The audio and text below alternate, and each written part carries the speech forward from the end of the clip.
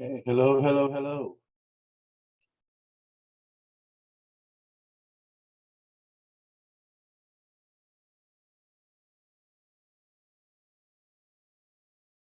Can anybody hear me?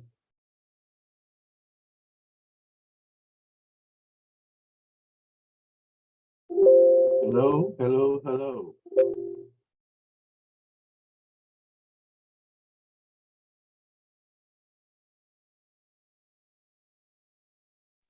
Good evening. Juliet, how are you? Good, and yourself? Fine, just fine, just fine. Can everybody else hear me? Mr. Wilkinson, Hi, Enrique. you interrupted my prayers today. Just the time where I said for my prayers, but you interrupted my Thursday. My schedule changed. Only for a few moments. Before you know it, you'll be back to normal. That's what you're saying today, but just take on and back. I know, I know. But remember, God works in mysterious ways. He will. We can see. We can see how mysterious he work. I hope he touch your heart in a mysterious way where you did some editing or some some subtractions of something like that. Rethinking. Okay. Well, you never know. So hang in there, hang in there. Strange things happen when you least expect it. Okay, we can see. All right. I can pray that God touch your heart. Y'all got to touch and agree with me where the rest of y'all is. Y'all ain't chiming in what happened. Yeah, like my grandma would say, with the rest of you. God, touch your heart. Okay, Philip kicked in. Okay, way to go.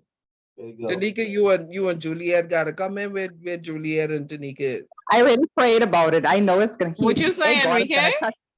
I I say, know God is gonna touch Mr. Wilkinson's heart. Yeah, I Mr. agree. Wilkinson. I was supposed to meet with my wedding planner today. Stop the madness. This a true story now? Yeah, I getting married, Mr. Wilkinson. That today was set for that day, but I Wow, supposed to start leave work and start driving right now. wow, wow, wow. That's amazing. So so so so how did you persuade somebody to marry you, Philip, again? Boy, I still trying to figure that out. Well, you know what? It sounds good to me. All right, welcome to the club. Doggone it. Juliet quiet. Juliet. Why do you say Juliet is quiet, Enrique? They work together. Oh, We just had the people say they was traveling to with the island name Bimini. Bimini, yes. No, Bimini, not Bimini. Bimini. Bimini. No, the Bimini. You're from Bimini. The Biminites say Bimini. yeah, Bimini. Speaking about Bimini, you guys are familiar with the Ellis family? Yeah, I familiar with them. Okay, so you know Neil's people. Yeah, I know them. I his brother who's a pastor in Bimini is a good family friend of my fiance and her dad. Wow, it's a small world after all. Yeah, when I was in Bimini, he got me a rental car when I was over there 2 weeks ago. Neil or his brother? Him, his Neil lives in Nassau, but the older brother he lives over there in Bimini. Yeah, yeah, I know Neil lives in Nassau. Neil is an old colleague of mine. That's why I call him Neil and not Bishop, all those names he has. Oh, okay, Because I knew him long before he became any of that stuff. became who he is Yeah. today. So when I see Neil now, everybody's saying Bishop, you're Bishop, you're this and that. When I say Neil, they look at me funny, Right. which is fine with me. I don't care. I'll still call him Neil in front of the Pope. How's that? Unless they make me for protocol reasons. All right, yeah. Point I'm making is, yeah, I know Neil from way back when. And clearly you connected to Bimini for real. Okay, way to go. All right, let's see who's in the room. Tanika, I know is in the room. I heard her a minute ago. say something. Chantel kicked in. Chantel, are you there? President accounted for. Okay. Yeah, she's a Marine. Present and accounted for. Okay. Where's Nigel? Nigel looked like he jumped off the Titanic for some reason. He panicked too soon. Okay, Juliet, of course, is in the room. Philip, indeed, is in the room. Our I finance. should probably get married too. Who? I Nigel? should probably get married too.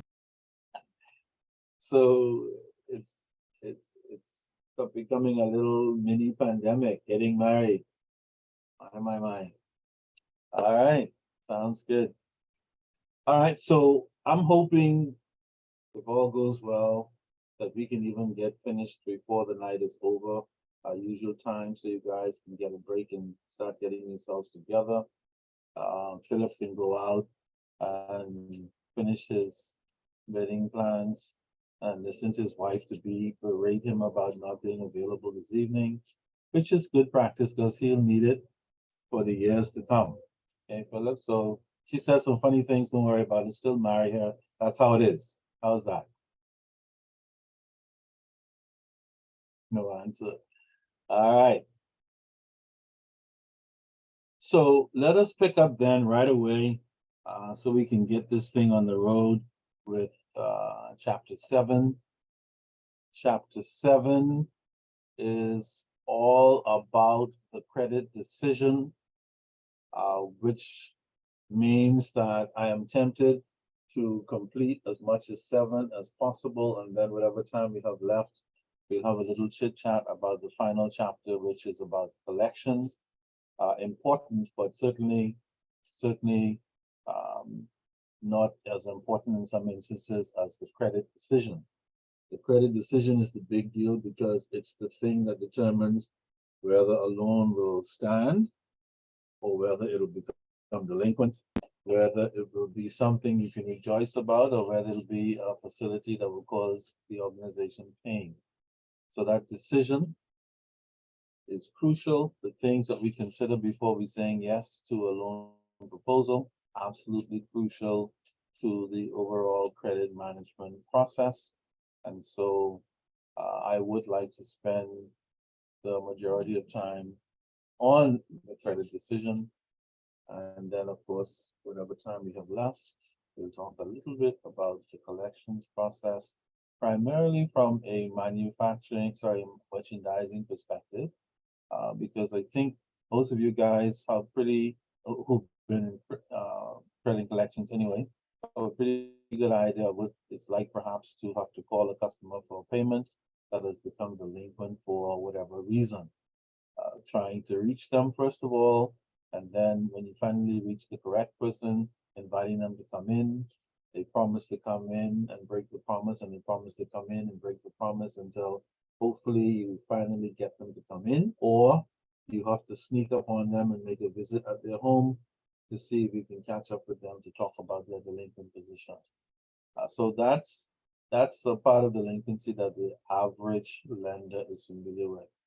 The other part of collections that a lot of credit people are not familiar with is collecting money on outstanding invoices for merchandising enterprises. Collections is collections. You still have to find the customer. You still have to try and get them to pay.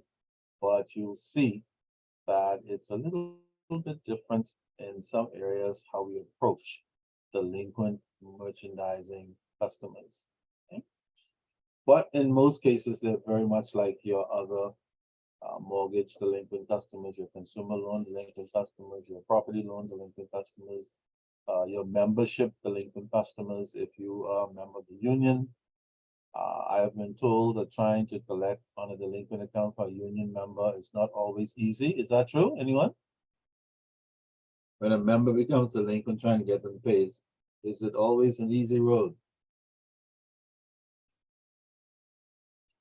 Any union people in the room?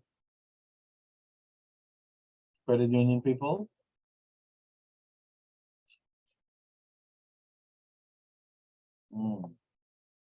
Let me see, credit union people. Juliet cooking, so. Philip? Are you there? Juliet is I'm not- right here listening. My Say it phone is a again. bit low. Philip, have you ever had to call a credit union member for a delinquent payment? Every day. Of course, every day, Every day? Yeah, every day. that's my department. Well, you know what? Hold that thought because you will be starring in chapter 8, that's for sure. I would certainly like you to give us a little bit of background about your experiences in that area when we get to the delinquency side. So hold that thought, don't go away. That should be interesting for perhaps all of us. It's indeed a different perspective. I'm sure calling a union member as opposed to calling a regular buying customer or such, or an insurance company customer who's been given a loan. All right, so hold that thought, Philip. We'll come back to that. All right. Now, if you look at the very top of chapter 7, where we talk about the various elements of the credit decision, you will see right away that the text jumps right into 4 factors that should always come up when we are considering making a credit decision, no matter what type of loan we're doing, right? 4 factors. And I'm telling you now, it'll be a good idea to learn those 4 because that's 4 easy points if you know them. And that's probably a hint. Factor number 1. In this case, it says the amount of the order and its terms. That's a merchandising expression. In terms of what you guys are familiar with, the amount of the order would be the amount of the loan that the person wants to borrow. And whether it's traditional or merchandising, terms are terms. How long is the loan going to be for? So the big deal, how much do you want to borrow and for how long? That's the national anthem that must be sung before any credit decision is taken, period. Factor number 2. What is the company's credit policy? Who do we give loans to? How much do we give certain categories of persons? Who do we not give loans to? What is the policy? How long are you allowed to give a loan for property? How long are you allowed to give a loan for a mortgage? What is the down payment requirement? What is the debt service ratio? What is your reputation in the merchandising business that might cause me to consider you for a loan? What is the policy? Is it 30 days, 60 days? Is it net 15 days? Whatever the conditions are, those should be clearly written out in the company's credit policy. Okay. Factor number 3, the experience and ability of the credit manager, by all means. That's why they are the managers, because managers are supposed to have been in the trenches typically, and therefore understands the process of credit and what it takes to make a sound credit decision. So having somebody who has not had the experience become a credit manager is typically not a good idea. For credit management people, it's always good, like any other profession, to have that experience and that ability. Now, what comes under ability? The same thing that you guys are doing, getting academic training, learning new and different things about the credit management process. So yeah, being in the trenches gives you the experience, but you have to sit into a classroom or learning environment in order to get the ability. So that when you combine those 2 things, you become what we call a credit expert over time. And this is essentially what we all want to be. Now, remember, folks who are lenders in this class, you do not have to be a credit manager to be a credit expert. You could be in lending long enough to develop your own experience and ability. And therefore, even though you may not be promoted to the position of credit manager or VP of credit or whatever the case might be, it does not mean that you do not eventually become a credit expert. Okay? Please keep that in mind. Because you may not have the formal position, doesn't mean that you're not an expert in your field for credit. Very important point. And then the final factor in the decision-making process is what we call the customer credit information. We talked about that in the previous chapter. Finding out everything about the customer that is important, put it that can go into the credit file, so that when you look at everything together, it paints a picture of hopefully, yes, you can do this loan, and hopefully not too many cases of no, hell no, don't touch this facility. Okay? Either way, the information is absolutely vital, which is why, for the most part, when you walk into any lending institution, the first thing they do is pull out a piece of paper to fill in an application. And the first thing that's on the application in terms of credit information is typically your name. How about that? Now, let me ask you guys something. Is putting the full and proper name on a credit application important? Very important. Yes. Why is that important? After all, a name is just a name. Because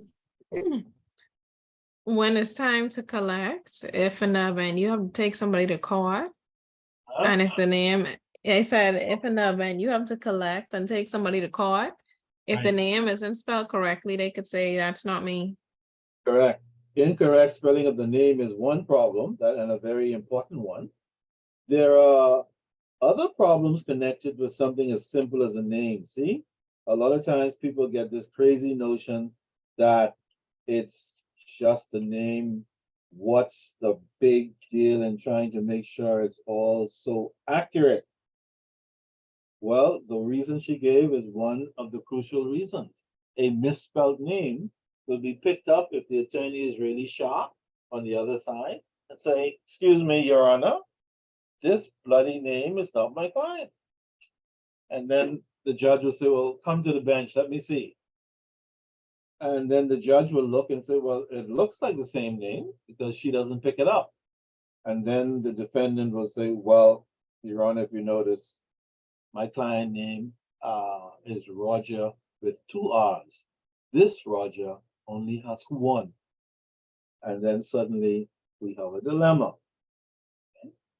The other thing for you lenders of the present and future is that if a customer has 5 names, how many names should you record? All 5 names. All 5 names. I have seen lenders over my lifetime determine that 5 names were just too many. The application couldn't hold it. In their opinion, you only need 2 or 3. And therefore, when push comes to shove again, you go to court and says, what is this guy's name? He says, John Henry Smith. And then the lawyer says, Your Honor, my client has 3 names in it, John Henry Smith, but he also has 2 additional names. This is therefore, I put it to you, therefore, that this is not my client. Right. So for legal purposes, it should be accurate. Absolutely. Okay? Do not take it for granted, sitting in front of the client, taking an application. Do not presume and let somebody talk you out of it, which is one of the reasons why lenders who are shrewd, when they're taking application, they'll say to the customer, please bring a copy of your passport. One of the things that the passport will reveal is a full and complete name.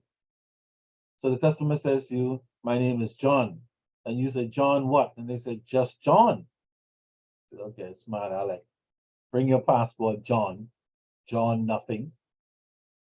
And then suddenly when your passport rolls around, he's John Henry Smith, James Johnson or something. Okay? Very important process. And so, having considered those 4 factors, in fact, every credit manager, every credit person who is involved in the credit management process ought to keep these 4 issues close to their hearts. If your memory is not great, make a note of it somewhere. If you need to make a point of reference, or do whatever you need to do. But these factors are absolutely crucial to any credit process. I don't care what type of loan you are granting. even if you're lending your money, $300 to a friend, these four factors, you don't need a written credit policy, but these four factors do apply in principle, even with the personal loan. Okay, for sure. Because if your friend comes to you and say, Juliet, I need a loan, well, automatically, if you decide to be bothered at all, because you could just say no without any other explanation. Hell no. I don't lend money to folk, especially family members or whatever. But if you decide to do it, then the first question you're probably going to say was, how much do you want and for how, when are you going to pay me back? And then they tell you. So you can see straight away, even with the most rudimentary type of loan, these factors apply in one form or the other. Question for you guys. If you were lending $1,000 to a family member, should you have them sign an agreement? Yes, Why? That's your family. that is my mommy. When it comes to money, that's the agreement that we have. So in the event that you try to back out, you can run me my money. I have Every- something that I can take to court or I could take further action if you don't pay me back my money. You're saying that you'll have your mommy sign a promissory note, Why not? She borrowed my money. but that's your mom. Yeah, that's fine. That don't have nothing to do with this agreement. You definitely will make a very shrewd credit manager, that's for sure. If you're gonna have your mom sign a promissory note, some lending institution would love to have you. No question about it. Just does not happen.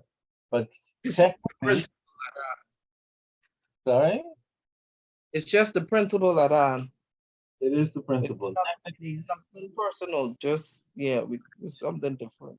Technically, he's right. It's not personal. It's the principle.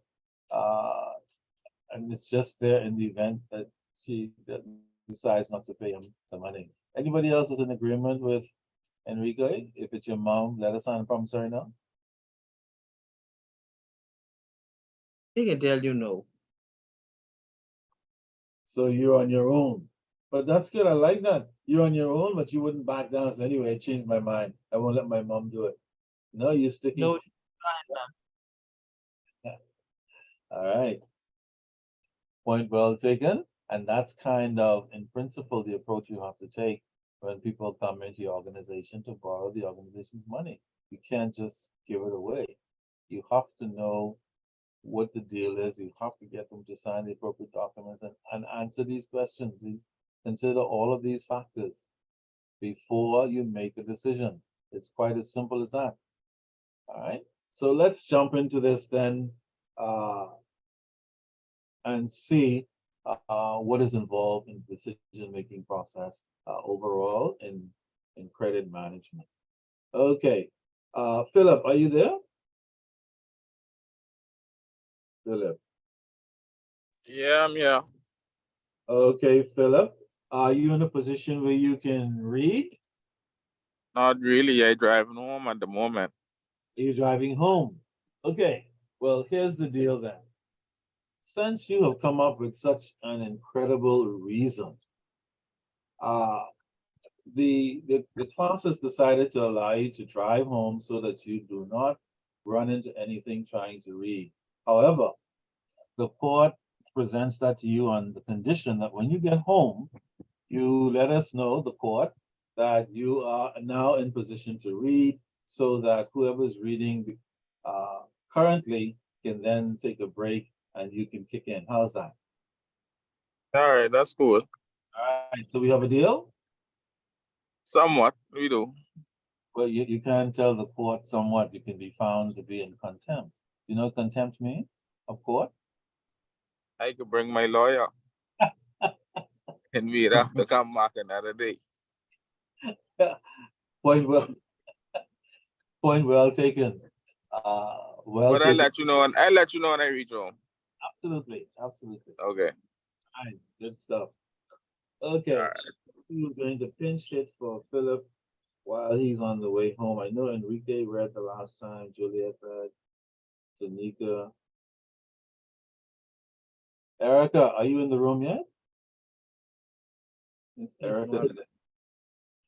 Yeah, Erica is off and running somewhere on the last day of class. Something. Chantel,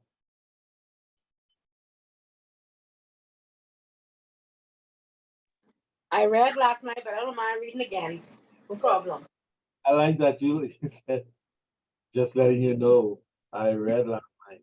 Okay, so Chantel read last night, Juliet read, Philip is gonna read later, Enrique read last night. Tanika, did you read last night?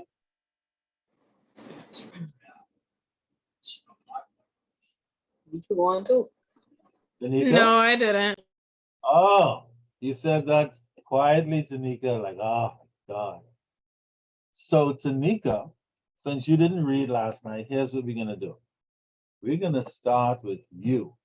And then when you're done, Philip should be home and in front of his computer, hopefully. And then Philip will read, and then we'll go from there. How's that?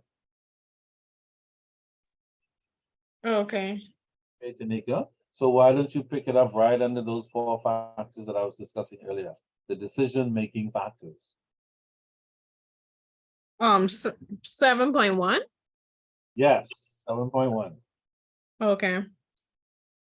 The first of the decision-making factors is elementary. The size of the order and the terms under which it was sold are essential parts of every credit decision. They also directly determine the time and effort required of the credit department. The smaller the order, the easier it is to handle, since it will probably necessitate only a casual inspection of the facts. The larger the order, the more comprehensive the credit analysis involved. It should be stressed that the pressure of the workload in most credit departments is such that there's no point in wasting the valuable time of an experienced credit manager in elaborate investigation and analysis. A sound credit conclusion can be reached by a quick inspection of some basic facts. This is true even when the order is fairly substantial. A sizable order from a long-established concern with a top-grade reputation usually requires only the checking of these same basic facts. Tanika, before you go on, let me just make something clear so that we're all on one accord again. Notice we're talking about the decision-making process within a merchandising environment. But remember we said, always keep in line the parallel of any type of credit, okay? Any type of credit. For example, where we have a sizable order can be done for a long-established concern or business with a great reputation. The same thing applies to your clients in any type of loan that you do. If you have a good client with a good repayment history, a good credit reputation, you don't need to waste a lot of time on credit investigations. The same principle applies. You know this customer. You simply do 1 or 2 key things and you say loan approved. In fact, in some cases, you tell them on the phone, approved, come in and sign and pick up your check tomorrow because you know them. All right, same principle in the other side of the credit world. That's the point. All right, keep going. The second category of factors that influence the credit decision stems from the sellers and reflects their credit policies. A firm might state its credit policy this way: to supervise credit risk in such a fashion that credit losses are minimized while sales and earnings maximized. In reality, there are distinct variations in the ways in which individual concerns approach this goal. A seller's size, annual volume, margin of profit, and competitive position in its industry can all affect the liberality or conservatism of its credit decisions. Can't let you go on without saying something about liberal and conservative. Let me just say, for those of you who may not be aware, there are basically 2 types of credit that occurs in any credit environment, either a liberal credit policy or a conservative credit policy. Where there's a liberal credit policy, it means that the financial institution, the lender, makes it fairly easy for persons to get loans. They don't squeeze them too tightly. The requirements are not as tough as under other conditions. and hence the word liberal, meaning credit is given fairly freely.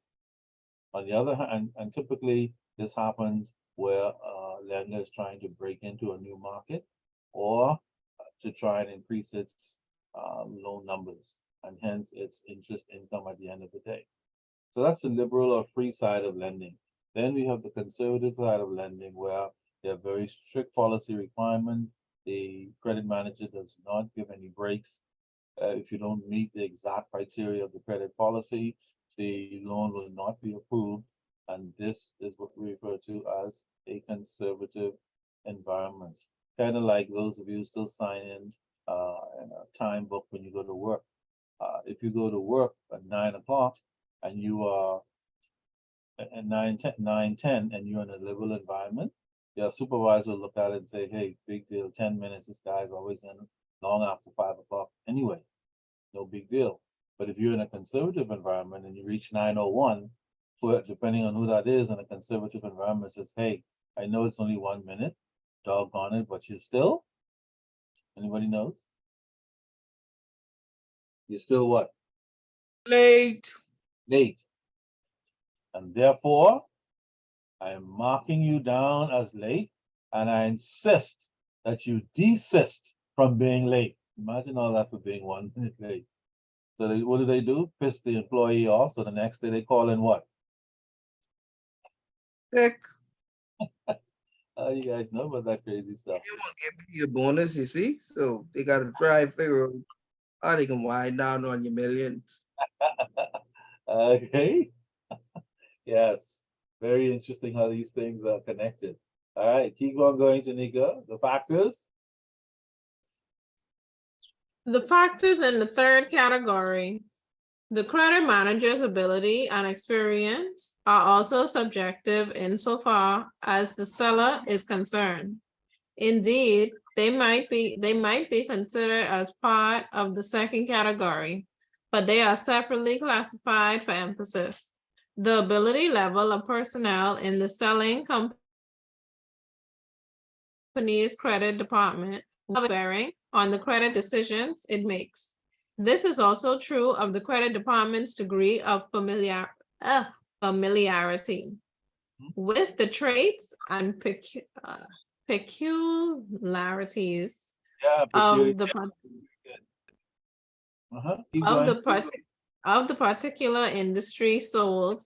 A credit situation that seems to have a large element of risk for some credit people may prove to be no problem when handled by a skilled and experienced professional.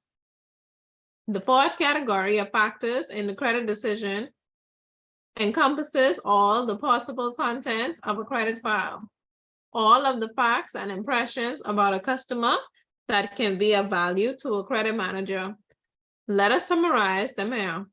1, background information on the customer, history of the concern and its origins, the principals, their history and experience, method of operation, form of organization. 2, the customer's payment record, your own files, other supplier experiences. 3, bank information, the customer as a depositor, the customer as a borrower. 4, financial statements and net statement. 5, other direct customer information. 5, other direct customer information, first-hand knowledge of the operation, personal impression of the principals, details of recent developments, explanation of changes, losses, or slow payments. Before you The- go on to Mhm. before you go on, see these 5 points? Lenders, whether you're experienced or not, or you haven't landed in lending yet, these 5 points are to be looked at as seriously as the first 4 factors. Because you can see these 5 points, if you investigate these and follow through with these as diligently as you should, no matter what type of loan you're doing, chances are when you're done, you're gonna have some really superior information to help you make a credit decision. See? Background. Who is this person in front of me? What is their character? What is the nature of their business? What job do they work on? How long have they been there? See, background information. Just like when you're going out on a date or you're planning to marry somebody, you should never marry anybody who you don't have any background information and checked out to be a certain thing. Otherwise, you might be marrying into a very serious situation, which of course, many people do. Now, customers can hide stuff sometimes in their background, but they can't hide everything. And if you ask enough of these background questions, at least it'll give you a greater insight into what you're dealing with, as opposed to if you don't ask, God forbid. What is the payment record, number 2? Have you had loans before? Where? Call them, find out how did they pay those loans? Did they pay on time? Were they always late or not? See? Very substantial information about the customer based on their payment history. Number 3, basic information. Do you have any bank accounts? Where? How many? Do you have any loans? Where? How many? See? Very simple in principle, but very valuable in context. Always remember that. Even if you're a seasoned lender, you still always want to make sure that the 4 factors above and these 5 bits of information are always in the back of your mind. Look at number 4. We did that last night. Financial statement analysis. If you're dealing with a self-employed person, entity, you have to ask for 2 statements at minimum. That's what you learned last night. The balance sheet and the income statement.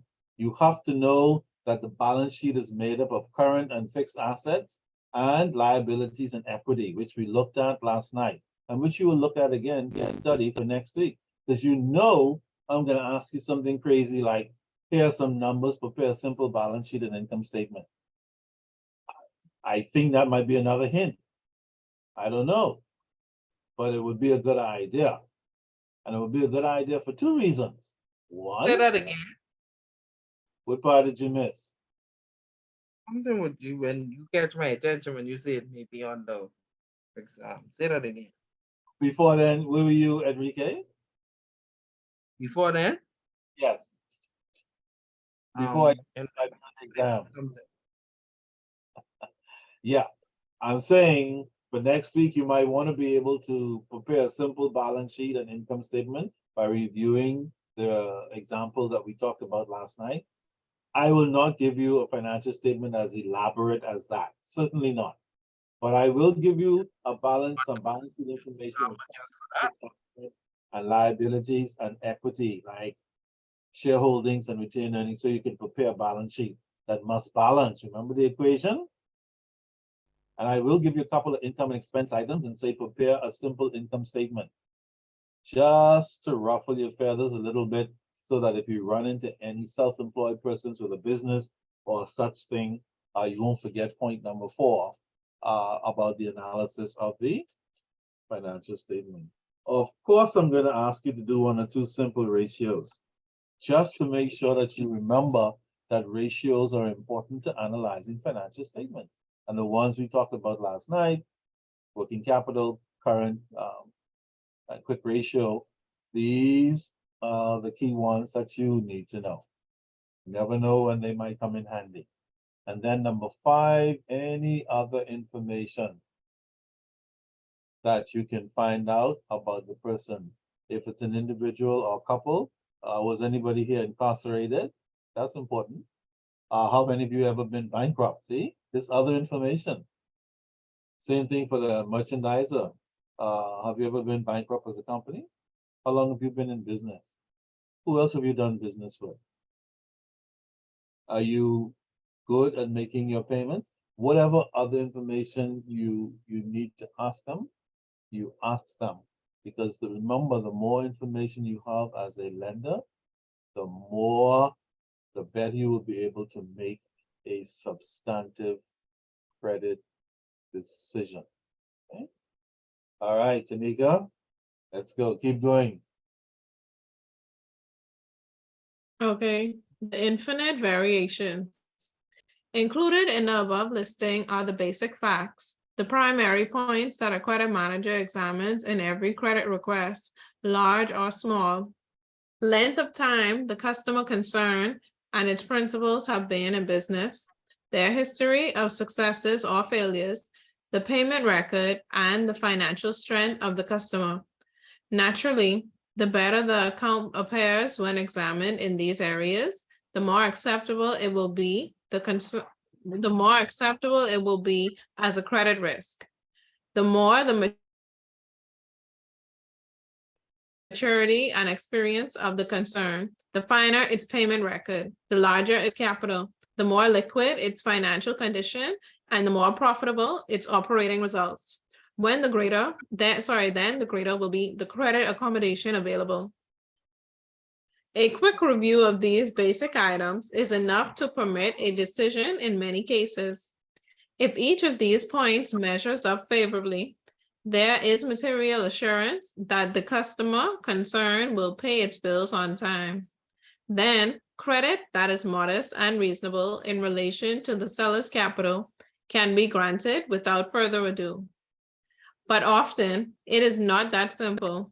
In many situations, some facts are favorable, some unfavorable, and some indifferent or inconclusive. More facts, especially complete financial details, are then required, and a thorough examination and credit analysis is in order. Each point of information has to be judged for its possible effect on the customer's ability to pay. Only after full study can the credit manager arrive at a net balance in the accumulation of facts and impressions and reach a judgment resulting in a credit approval or a credit rejection. A similarly comprehensive investigation and analysis is necessary when the credit under consideration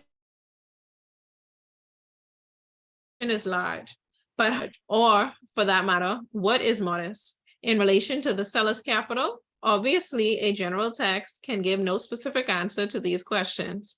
Each company granting credit must answer these questions for itself. What is substantial for one creditor is small to another.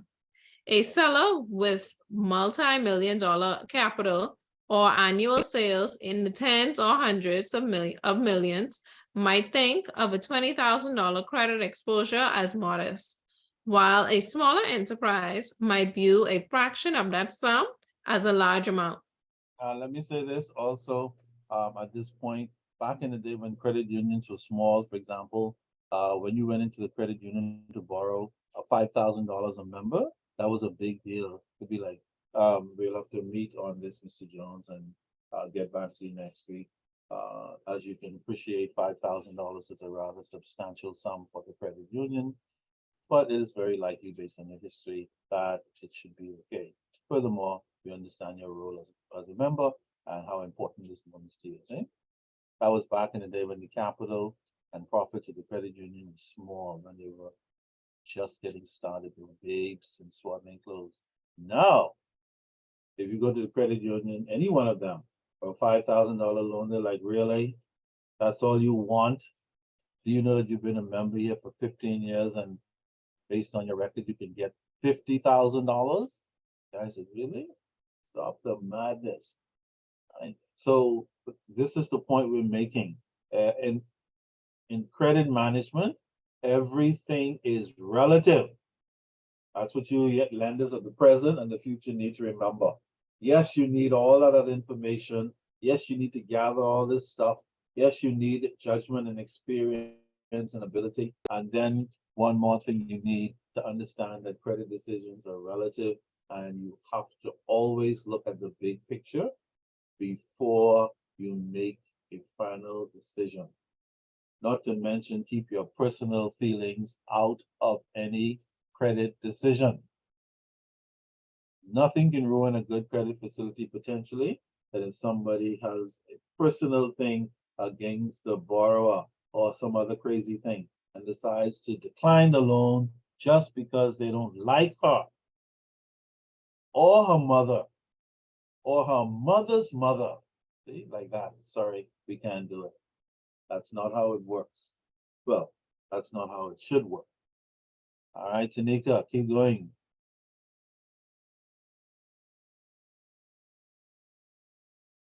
Even between companies of equal size, there can be differences in attitude, often dictated by size of the seller's average sale. A concern with a small average unit of sale will find its larger credit exposures will still be smaller than those of a seller with a large average sale. The more important the amount to the seller, the more certain the seller should be of soundness of the credit risk. We have established that there are many items of credit information that can be considered in making a credit decision. Although not everyone arises in every case, there are also many degrees of quality and acceptability for each of these items. For example, a business concern might be 1 year old, 100 years old, or any age in between. There is a similar range of diversity in the figures for net worth, working capital, current ratio, and for all other financial measurements.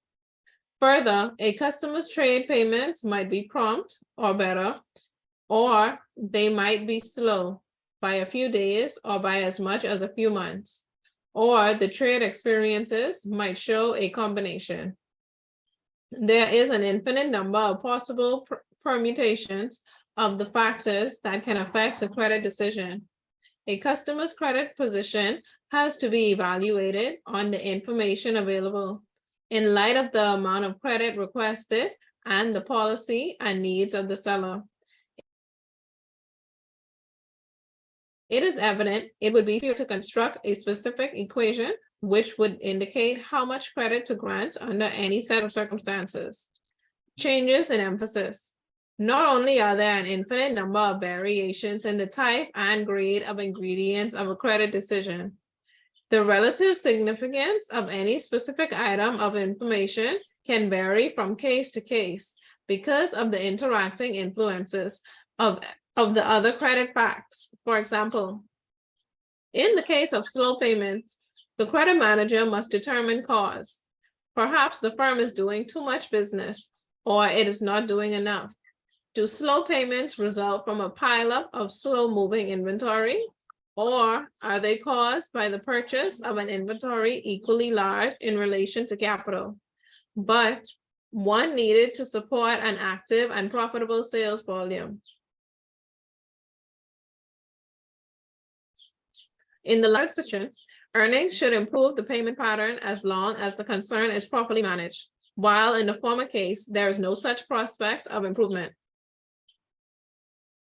When financial statements show working capital is small in relation to current liabilities, the margin of protection available to current creditors is slim. But in one case, a large and profitable sales volume might justify the heavy indebtedness, while in another debt accumulation may be the result of poor business and mismanagement. The first specimen might be a good risk, especially if the customer is using supplementary sources of financing to support profitable volume and ensure prompt payments to their suppliers. When a company shows losses for a number of successive years, it is never a good sign. But if the customer still has a reasonably liquid position and sizable working capital, it is still an acceptable credit risk for the near and intermediate future, or more bluntly, for as long as they continue to maintain an adequate capital and financial condition.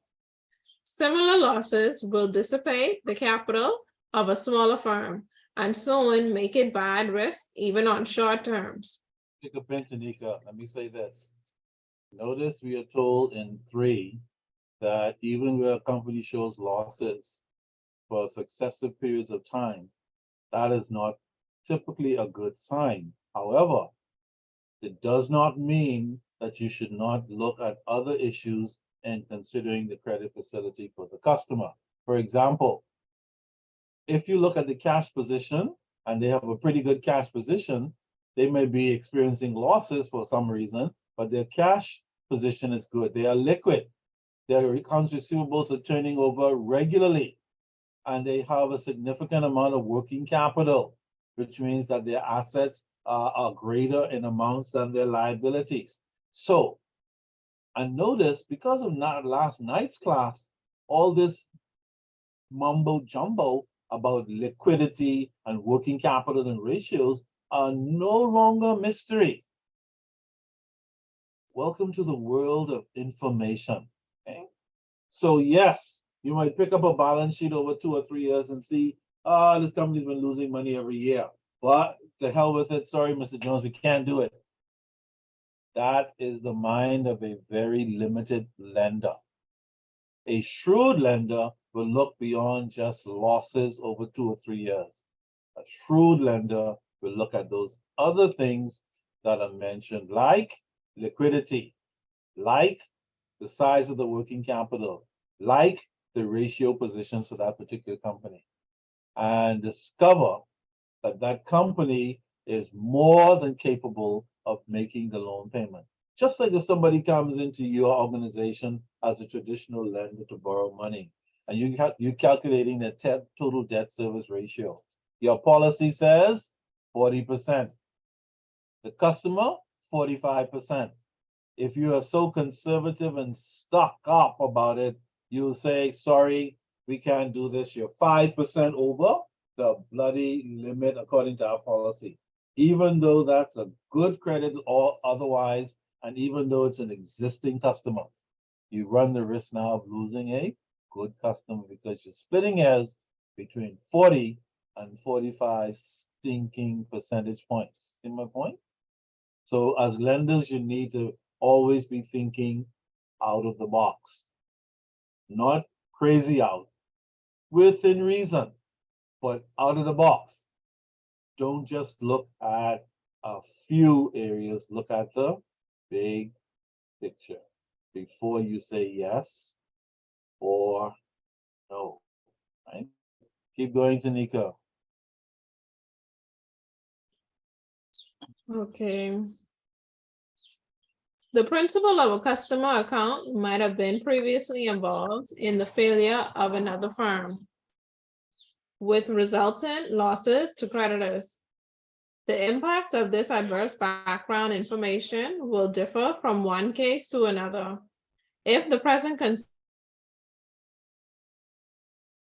has been doing well and has accumulated capital to run its business, if its financial statements are verified by a certified public accountant, and if previous errors are being avoided, the earlier failure will cease to have much significance.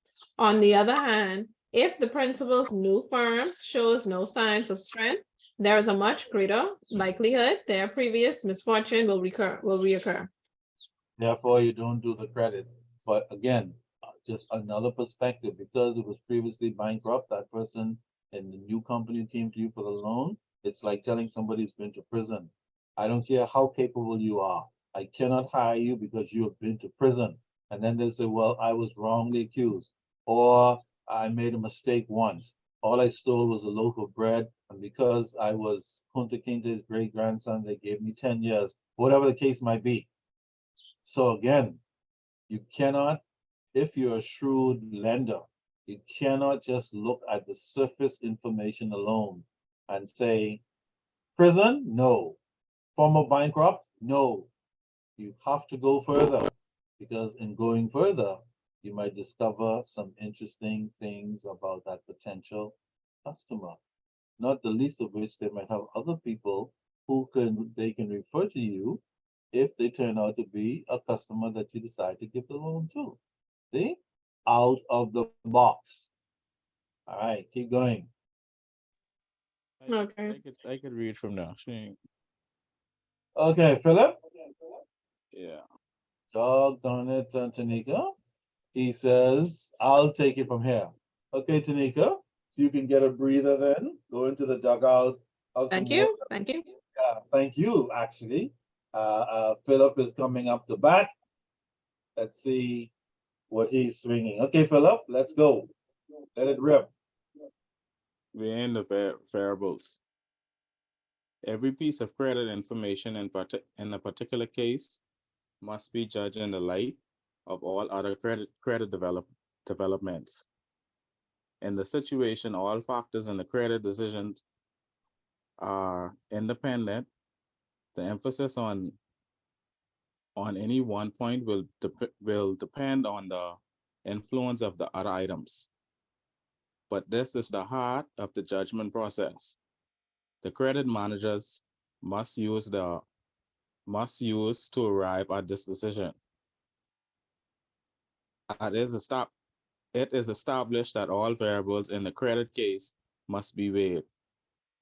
Getting as close as one can get to a useful formula, the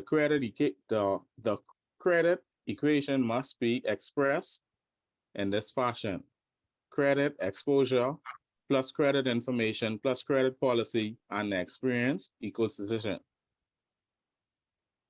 The credit equation is more of a protocol. What is it? Procedural. Procedural description than anything else.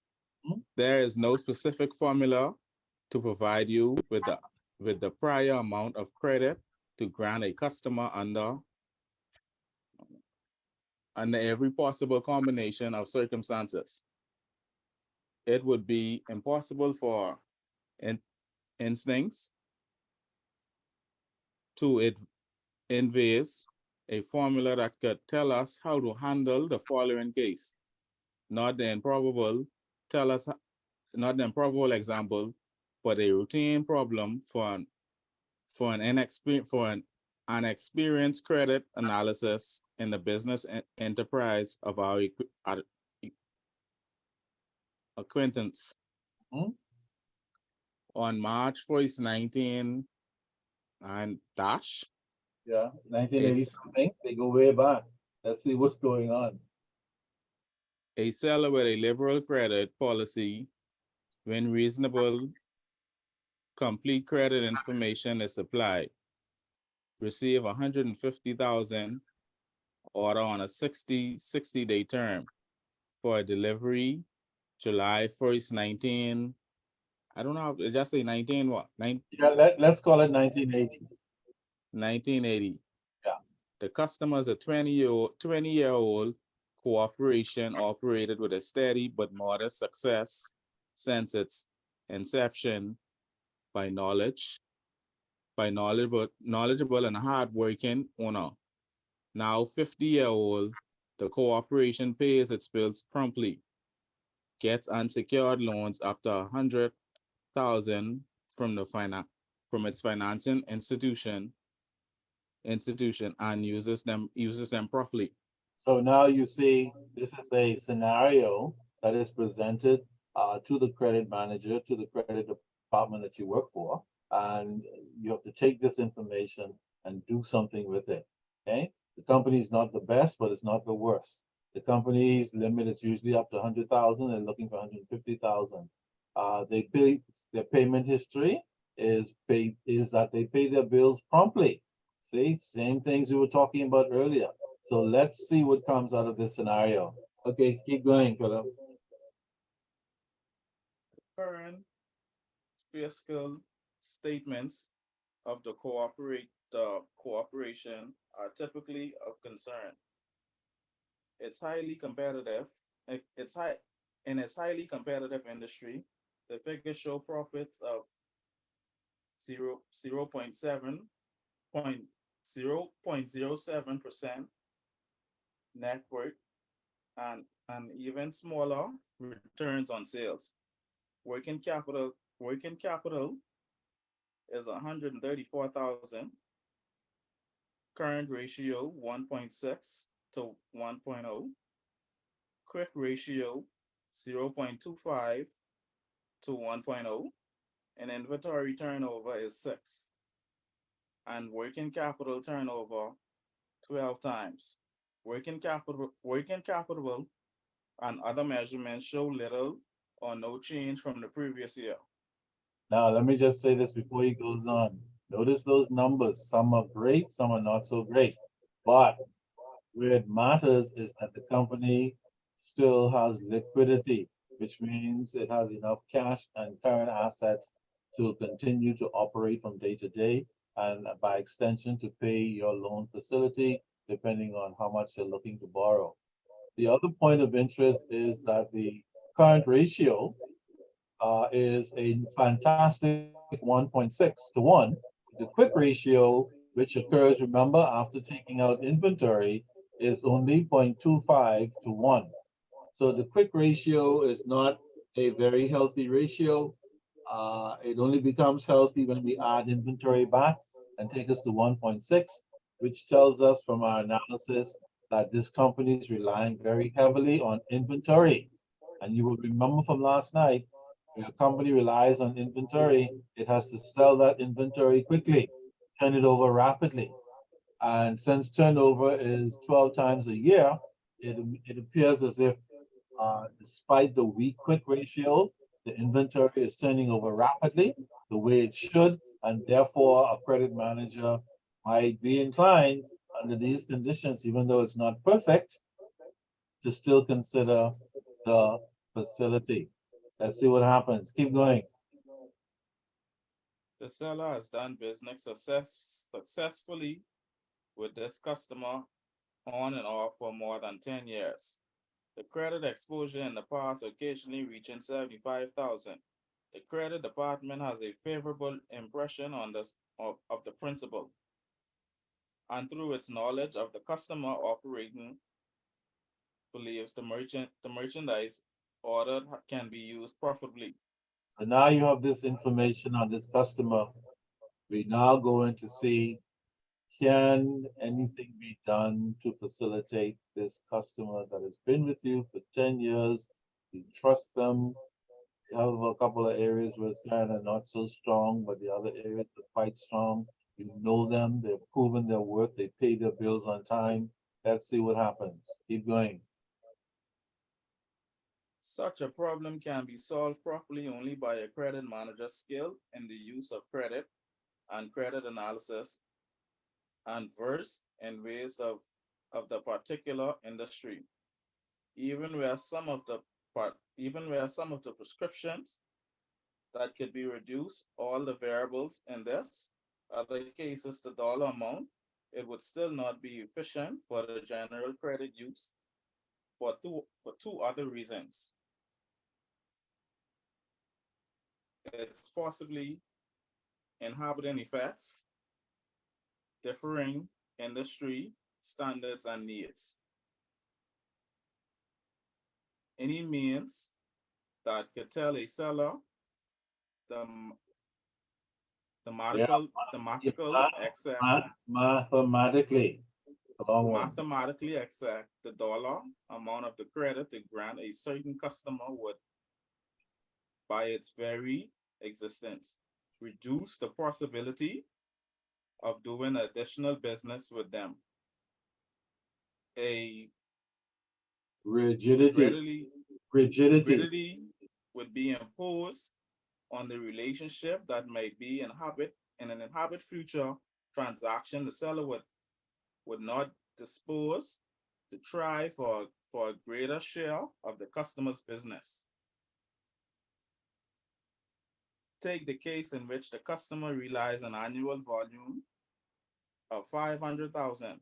This results in their having total accounts payable at any one time of 60,000.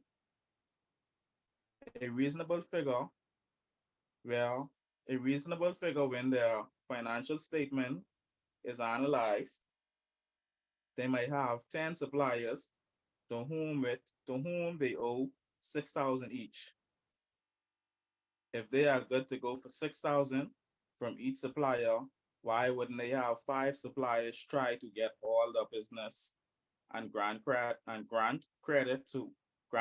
up to 12,000 each? Or why shouldn't one supplier take all the business if they can? Any given credit accommodation up to 60,000, up accommodation of 60,000 in each instance, the financial condition of the customer remains the same. In such a case, why shouldn't a healthy and progressive selling organization try for a greater share of the available business? The answer is it should. Examining the second reason cited, each trade and industry over the years has developed its own set of standards, attitudes, and practices based on the conditions normal for its line. Different industries take different views of what is acceptable in the way of working capital, trade payments business, experience, and previous failures. For instance, what is considered adequate working capital for a retail of shoes in the far is far from accurate for a manufacturer of hardware. Creditors are more likely to continue in slow Oh, no, payments sorry, for a clothing store. sorry, that word is continence. Continence Sorry. means tolerate, okay? Credit is like to Continence. tolerate, yeah. Continent slow payments for a clothing store than from a restaurant. Previous failures are more of an accepted way of life with dealers in furs that with cotton waste dealers. Now, let me ask you guys a question before he goes on. Why would a creditor countenance or tolerate slow payments from a clothing store, but not from a restaurant? Anybody? Why would they tolerate slow payments from a clothing store, but not from a restaurant? Because, Um, go ahead, Chantal. I Chantal? believe because restaurants, they have a much higher turnover as it relates to their the food. And with clothing stores, well, you have to import that, and then they have to sit there for a while, depending on the trend. I just Yeah. talking on my head. Yeah, you're absolutely right. That is the fundamental reason. The turnover in a clothing store is slower than the turnover in a restaurant. Very simple. And so if the creditor has a loan or credit with both of those entities, they are very likely to be a little more tolerant with the clothing store owner, as opposed to a lying restaurant owner who says that they don't have the money, considering that restaurants do indeed have a higher turnover of cash, unless they can prove that they're not getting the clientele they used to get, and therefore it is resulting in a problem for them. But typically, that would be the reason, yes. Yes. Okay, Philip, keep going. As a further differentiation, it is natural and proper for a different industry because of the inherited nature of the business to take a diverged view of what is an acceptable amount of credit for a customer. For example, what would be a reasonably generous credit accommodation from a cloth producer to a shirt manufacturer would be out of line for a seller of bottoms or thread in the cloth purchase of a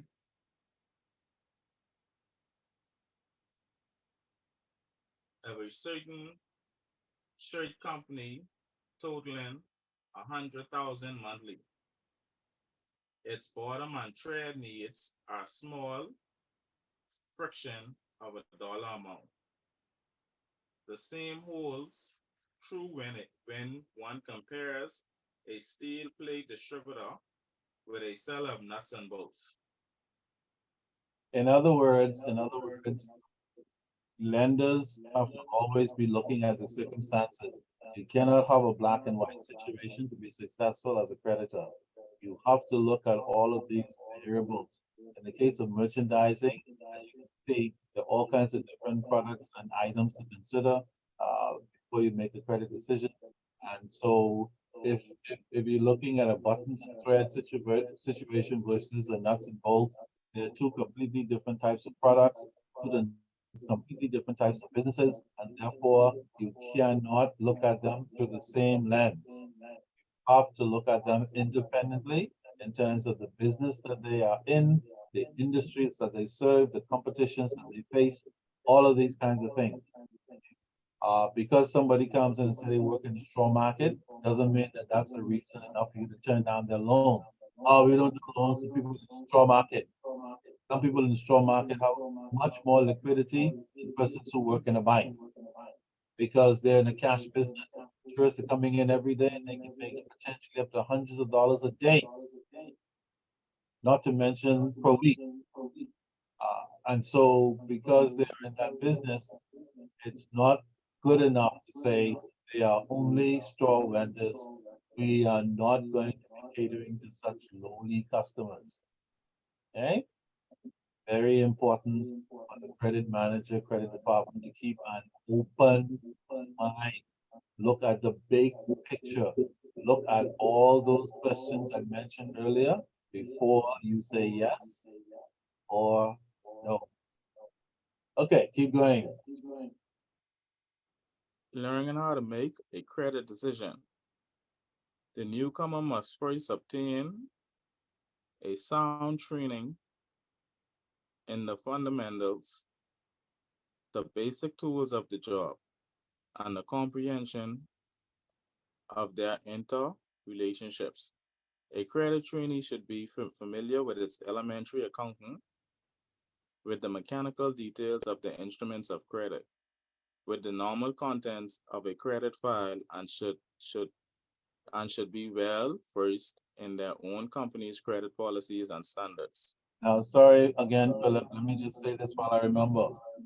For all of you guys who, whether you're new in credit, whether you might be like Philip, who might eventually move over to the credit department, or whether you are experienced, these points are still and always relevant.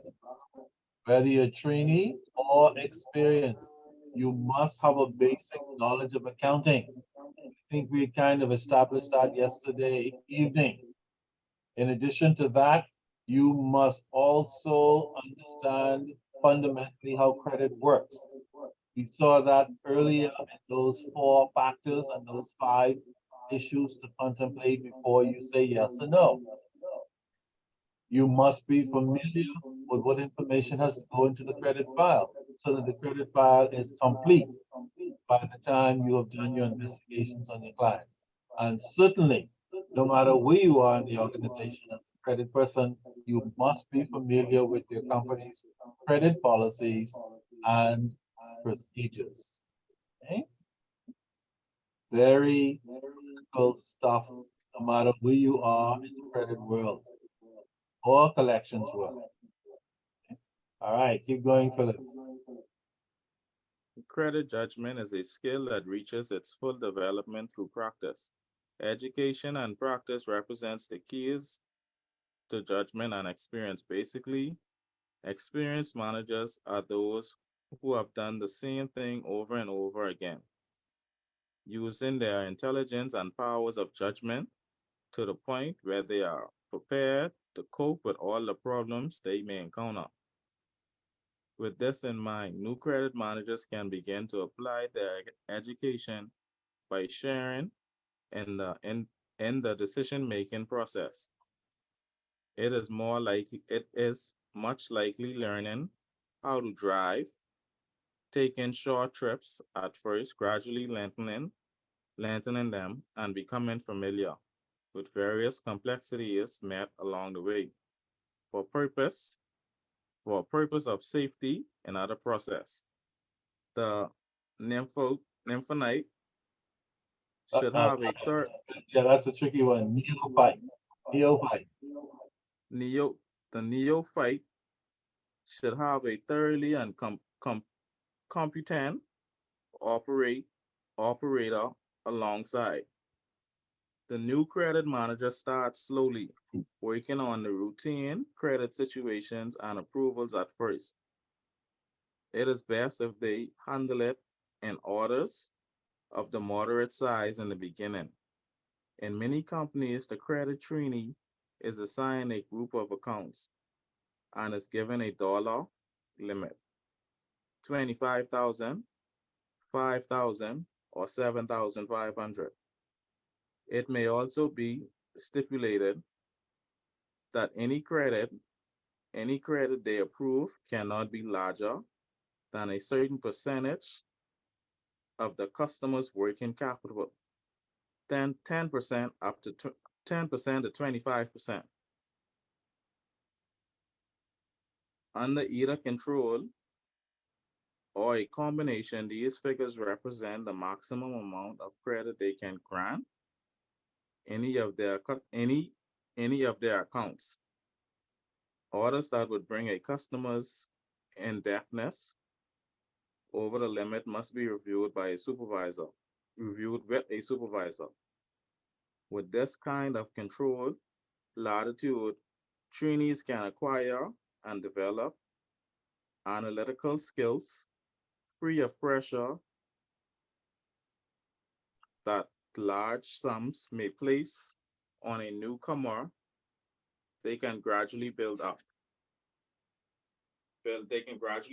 confidence as well as knowledge and judgment, while the employer is protected against unusual credit losses.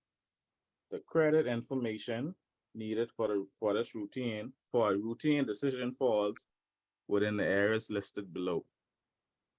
It is within these classification of basic credit information new credit managers will do the most of their investigation and analysis.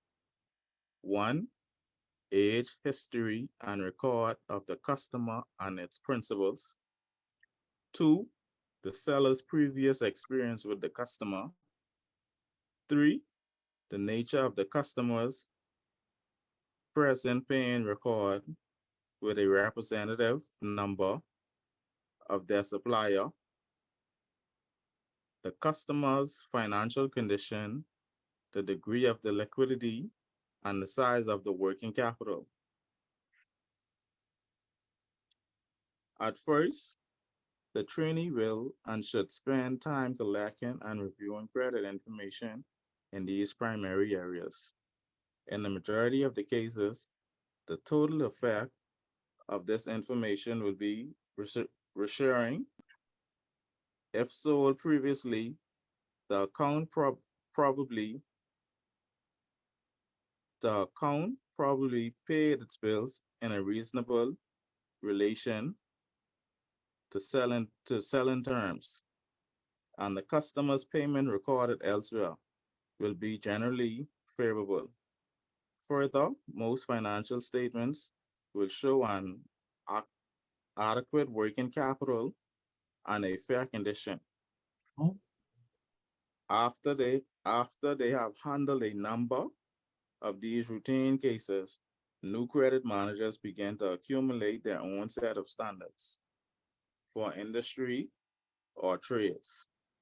The handling will proceed more quickly, and a variation from the typical partners will occupy more of their time. As they spot a weakness, they will look for offsetting strengths to warrant the assumption of the credit risk under the consideration. They would need less assistance from their supervisor as they begin to appreciate, for example, that a concern with a working capital smaller than they are accustomed to seeing may still be satisfactory credit risk because of the content management and and an excellent payment record. And they will learn that in some cases, the negative factor of a slow payment can be offset in a poor season by the plus factor of an experienced manager that has overcome smaller difficulties in the past.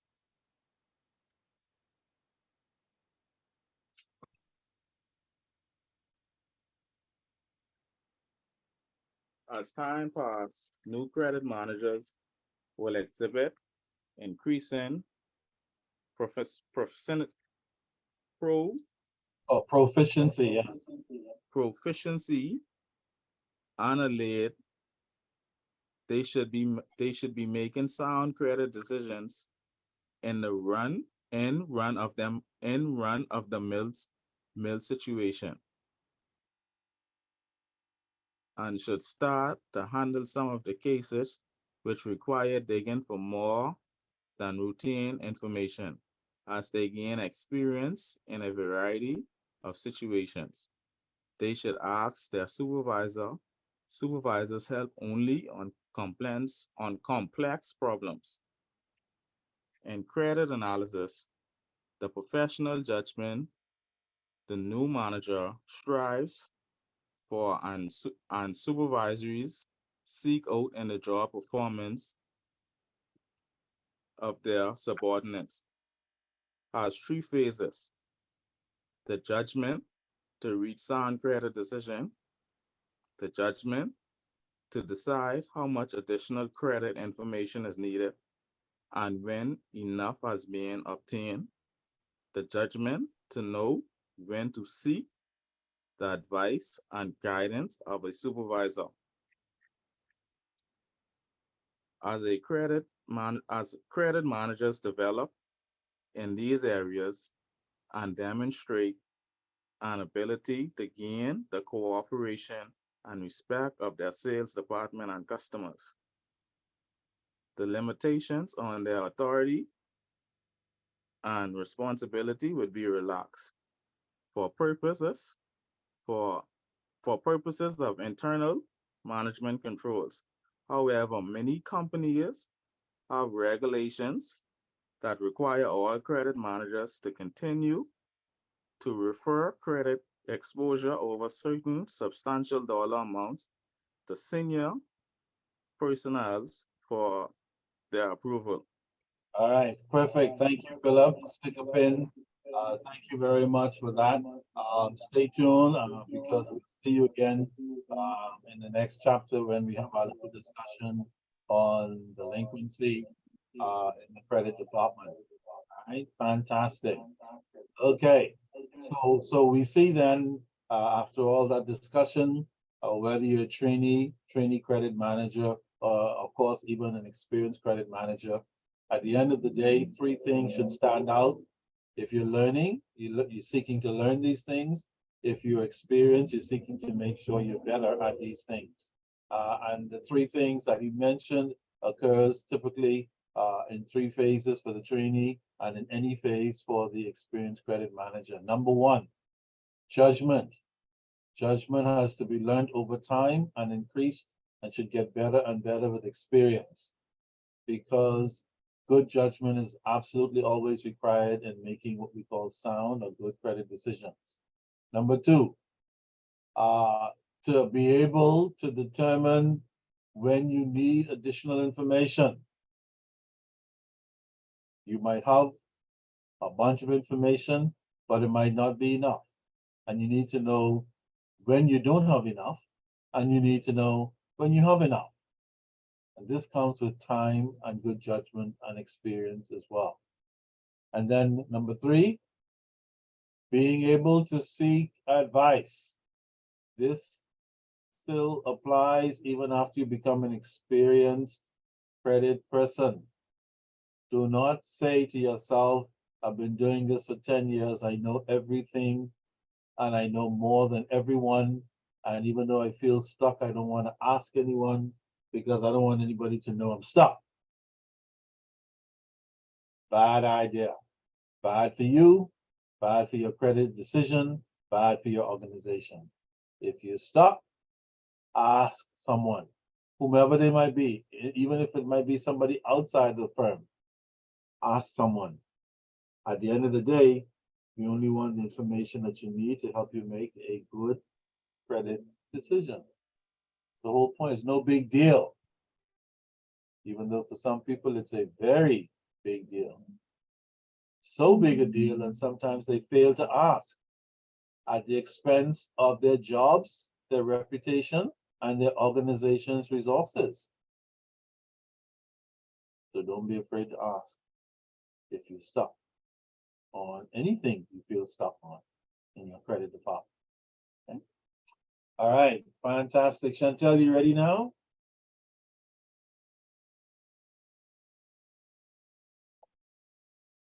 I was ready. Chantel, are you still there? Yes, I am. Yes, I am, sir. Great. Then you can pick up from Philip, 7-10, credit lines and limits. Okay. Credit lines or lines of credit serve two purposes for the credit grantor. First, they permit the seller's management to place a ceiling on the authority and responsibility of certain credit department personnel. Secondly, these limits or lines of credit are also a means of automating the granting of credit to many individual orders. Credit departments of some companies, especially those handling many small sales, find it an effective time-saving procedure to assign specific lines of credit to as many regular customers as possible. These lines are based upon a routine rather than an intensive credit investigation and analysis. In such cases, the sales and accounts receivable departments are notified of the dollar amount of line established for each customer. Shipments can be then made to these customers without further reference to the credit department. Until continued, shipments bring total debt owing up to the amount of the line assigned to that customer. Beyond that point, additional orders from the customer are referred to the credit department, and a more comprehensive credit investigation and analysis of the account ensues. Now, let me This say pro- this before you go Go on. ahead, sir. This process reduces the paperwork of the credit department by eliminating the, Chantel, before you yes, go sir. on, let me just say this before you go on. This scenario that you just read about assigning credit limits, for those of you who are familiar with a credit card, you know that when you got your credit card, they gave you a limit, yes? And the reason why they give you that limit is the same reason why in a merchandising business, they tell the accounts receivable people, this is the limit, you can give credit up to this limit at any time without approval. Similarly, when the bank or credit union sets your credit limit for your credit card, if it's $3,000, you can get credit up to $3,000 anytime you want. You don't need approval from anyone. The people inside the organization don't need approval. That is preset. That's what we mean by credit limits. It's very efficient, very effective. However, if the customer then says, I want my limit to be $5,000, then suddenly it's not automatic anymore. You may have to go into the lending institution, update your application, give some additional information, prove that you're able to handle an increased limit, etc. All right. So again, this is how credit limits work, and they're designed to create controls within the organization so that there are no out of control activities going on. And anything over the limit has to be approved so that nobody can run off on the deep end and do all kinds of foolish stuff at the expense of the firm, which people still find ways to do sometimes, despite the controls and the limits that are in place. All right, keep going. This process reduces the paperwork of the credit department by eliminating the handling of many individual orders. It also speeds up deliveries to customers. Lines of credit are reviewed periodically, perhaps every 6 months, and are revised upward or downward as dictated by an analyst of the latest credit information. These uses of credit lines are primarily designed for internal procedures only. and it is often best if the customer is not made aware of their credit line in such circumstances. Some customers might be offended by the size of a routine line. Others might tailor their purchases to this limit, causing the losses of potential volume. These lines of credit are set only for the guidance of the seller's personal and the speeding of operations and customer service. Orders bringing an account over its credit line can usually be approved after obtaining more current and more complete credit information on the customer. 7, controlling credit exposures. There are times, however, when a particular customer must be assigned a line of credit and be told what it is. This course of action is used only after an individual customer's needs have been stated. When you know how much they are willing to buy, and when a thorough credit analyst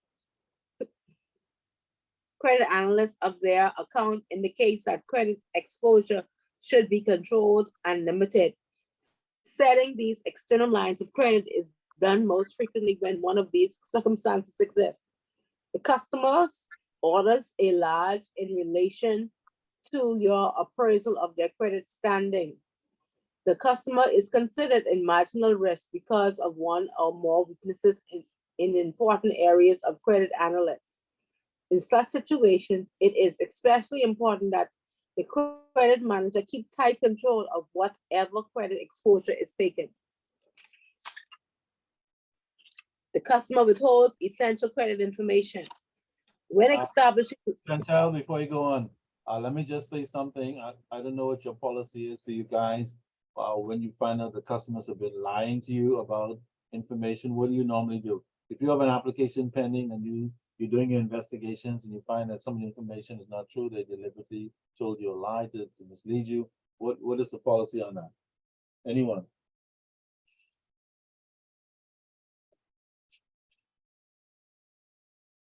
What do you do if you find that the customer's lying about certain things? I mean, you lied or you cancel the loan or you take grace or mercy on the client and ask them to bring in some more information. Yeah, absolutely. You cancel it or you take out some grace and mercy and say, we've discovered that the information that you're giving us is not true. We need you to be truthful to us or we cannot go move any further with this application. In other words, again, keep an open mind. Don't just say you're a big, fat, stinky liar who goes to church every Sunday. Because I know because both of us go to the same church. So you can't say that. You still look for ways to make the loan work, even though you discovered that they didn't tell you everything that was true. Okay? And the other thing I need to clear up with the group is this word that keeps being a little challenge for some reason. So we're going to defeat this word once and for all. Please go back to point 2 where it says the customer is considered. Everybody sees that?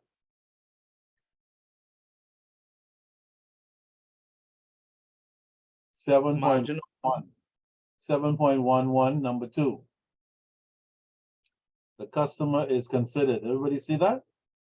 Yes, a marginal risk. Good. Go down to the 3rd line where it says credit something. Credit analysis. Yes. Okay, so for those of you who are getting stuck with that funny word analysis, you're no longer stuck. It has now been defeated. Okay. All right. Okay, Chantal, keep going. When establishing lines of credit in these cases, it is vital that the customer cooperation be obtained. This can be gained by discussing the problem with the customer as one prudent business manager to another. And after obtaining all credit information possible, remember, as you approach these negotiations, the customer's goodwill for your company must also be maintained. The line of credit should be negotiated with the customer rather than arbitrarily imposed. If credit managers approach such negotiations with an open mind, they will give the customer a sense of responsibility for the credit they have received. Entering these negotiations, credit managers will have definite ideas of just how much credit they are willing to give. But exchanges might develop additional information which could permit the granting of larger credit limits. With the setting of such a line of credit with or without the customer's agreement, credit exposure can be controlled. No merchandise shipments are permitted that would bring an account over its credit limit, but the limits established need not necessarily reduce the volume of business transacted between the two. With the customer cooperation, any one of these three following steps will help keep an account within its line of credit. 1, anticipation. The account is up to its limit. No invoices are due, but new shipments are ready to be made.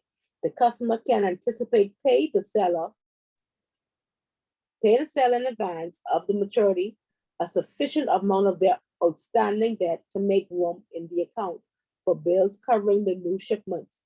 Such shipments can be held up pending receipt of anticipation, or when the customer's performance has earned this display of confidence. The new shipment can be made on the customer's promise to send the required payment of anticipation upon receipt of the new invoices. This system can and does work for customer knows they can fool you only once. Modified deliveries. The customer may be either unwilling or unable to pay their bills on any basis, but rather credit terms. The line of credit can still be maintained without the loss of sales if the customer and the seller can reschedule deliveries of that amount of orders which exceeds the credit line. By changing or spreading these deliveries in such a way, shipments over the credit limit are made after maturity and payment of existing invoices.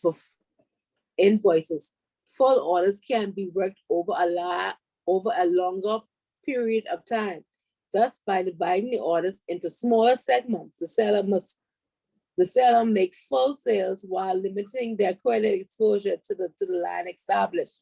In turn, the customer gets the full benefit of regular terms of sale while obtaining all the merchandise they need.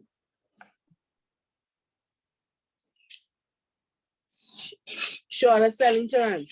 Instead of rescheduling deliveries or arranging for anticipation, the customer can be offered terms of sale shorter than those normal for the industry.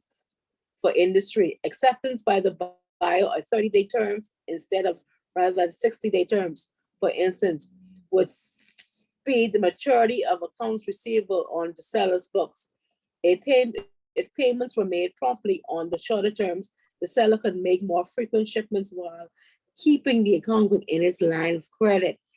In some industries, as an inducement to accept short terms, the customer might be offered an additional discount. Sticker pin, Chantel. Again, these three techniques, in case you haven't noticed, are actually collection techniques. We don't call them collection techniques in merchandising at this point because they are just adjustments that buyer and seller makes with regards to the credit position that might arise between them.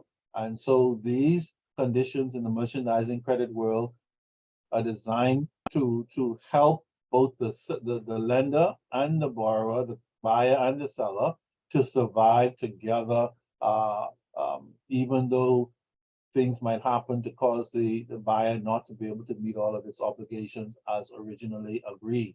The objective is they make some arrangements along the way as necessary so that they can continue in business without shutting down the relationship just because the original payment arrangement did not go as planned. For example, if things begin to happen and the buyer starts getting into trouble, the seller might say, hey, let's do the anticipation, all right? Pay me a certain amount of money before the maturity date of your invoice. Doesn't have to be the full amount. Once the money comes in, we agree on, I'll still send you the shipment, okay? So that's how anticipation works. Rescheduling deliveries. In other words, instead of giving you a strict delivery schedule of X amount a week or a month or a quarter, we will rotate it. We'll give you a little less, a little more, a little less, a little more, whatever the case might be, to help you with your ability to to make payments. All right, typically, modifications of deliveries occur when the seller discovers that the buyer is having really serious trouble making payments. And then, of course, the third option is giving the buyer a shorter selling term. Of course, in traditional banking, you might get a longer term, so your payments can be smaller. In the merchandising industry, it's the other way around. You get a shorter selling term. So instead of having 60 days to pay, you have 30. That hopefully will encourage the buyer to pay sooner. The seller can collect the money sooner and continue to make shipments. And so all these things are designed not necessarily as a direct response to a collection problem, but certainly as a response to the kinds of modifications that might be necessary between buyer and seller, lender and borrower in the merchandising world, so that they can coexist without going at each other's throats and without the seller losing a potential customer. Okay, for sure. All right, keep going, Chantal. Making special credit arrangements. In some cases, at the conclusion of a comprehensive credit investigation, an analyst, credit managers may feel they have found no basis for the credit accommodation, and the only decision possible is the refusal to grant any an open account credit, even nominal amounts or short terms.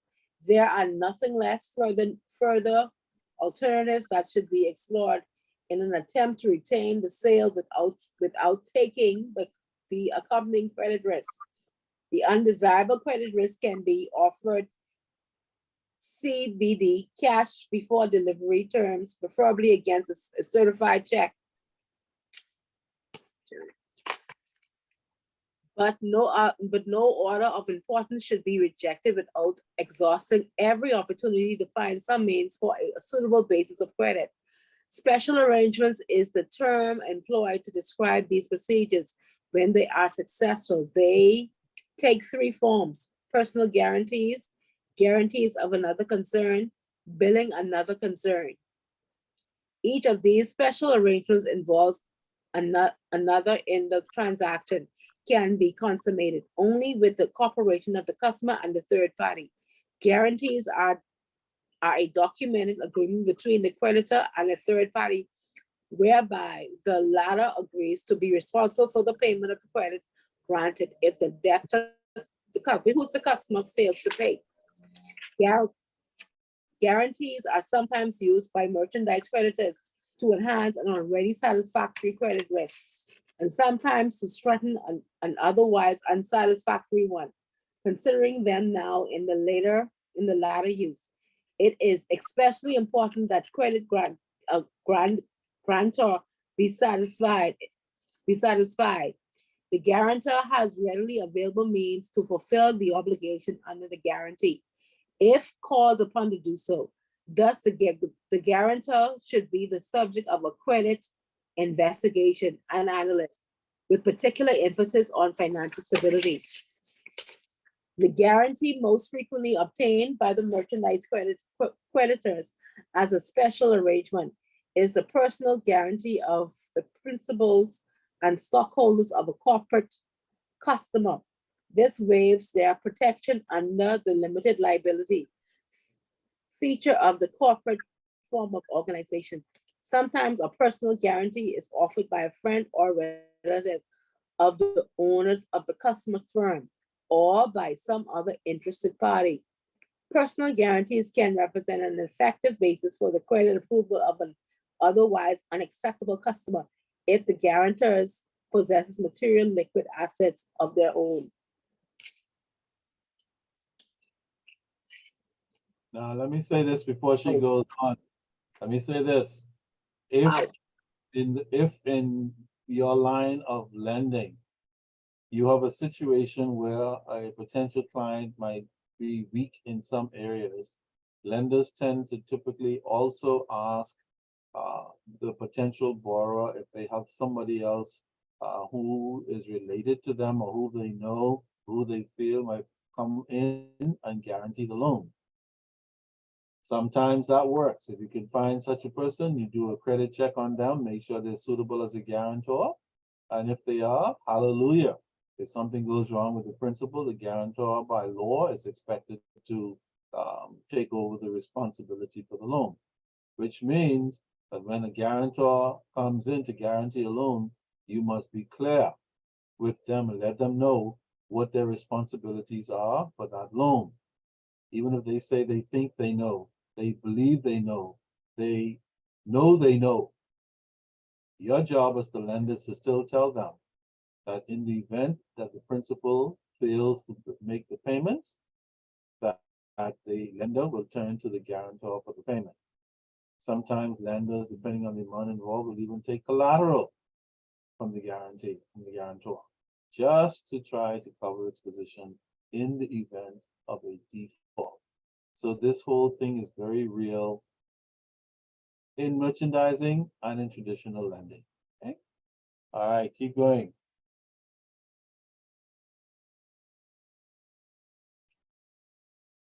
So, Wilkinson, I have a question. Yes. What if my company saying that my company is a corporation? Right. My corporation doesn't have the capacity to for credit or to do an extensive credit what I want. Right. Could I use my personal finances to assist as a guarantor, even though my company is corporate, it's a corporate entity, and is in corporation? By all means, and I trust you know how seriously important the question you just asked, because it is a facility that is oftentimes considered in practice.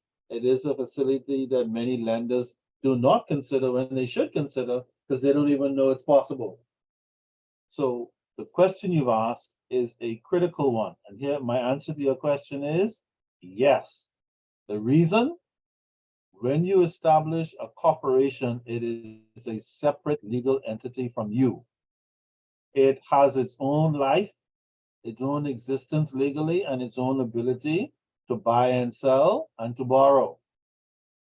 Which means that even though you have established a company, if your company is deemed to be incapable of borrowing some money that you need because the company doesn't have the relevant sales, working capital, the correct ratios, the correct profitability, whatever the reason is for that company not being able to get credit, you can then say as an individual, even though you own the company, because the company is separate from you, you can say as an individual, I will guarantee my company's loan, and I will put up my personal assets to do so.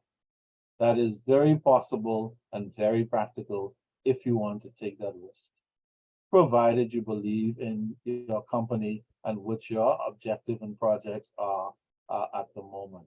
So yes, that is quite possible, and it should always be considered when it's feasible to do it.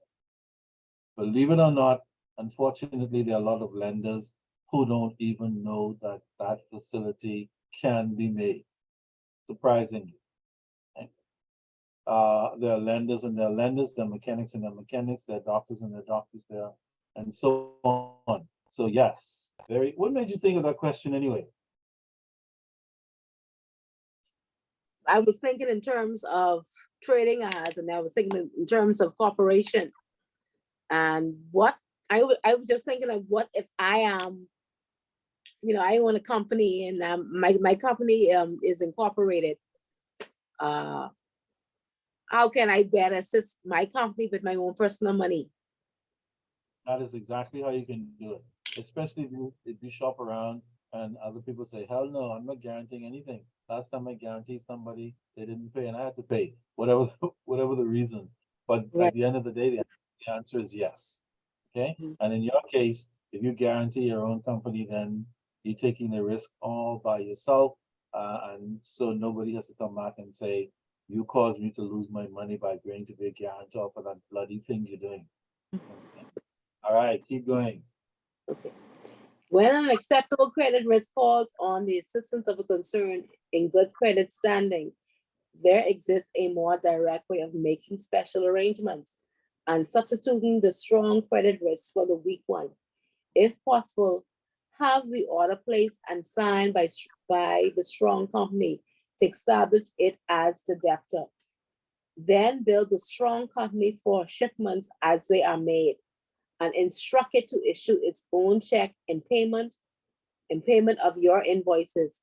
An arrangement for handling large orders in this way should be reviewed with legal counsel to ensure the transaction is properly set up and cannot later be misconstrued.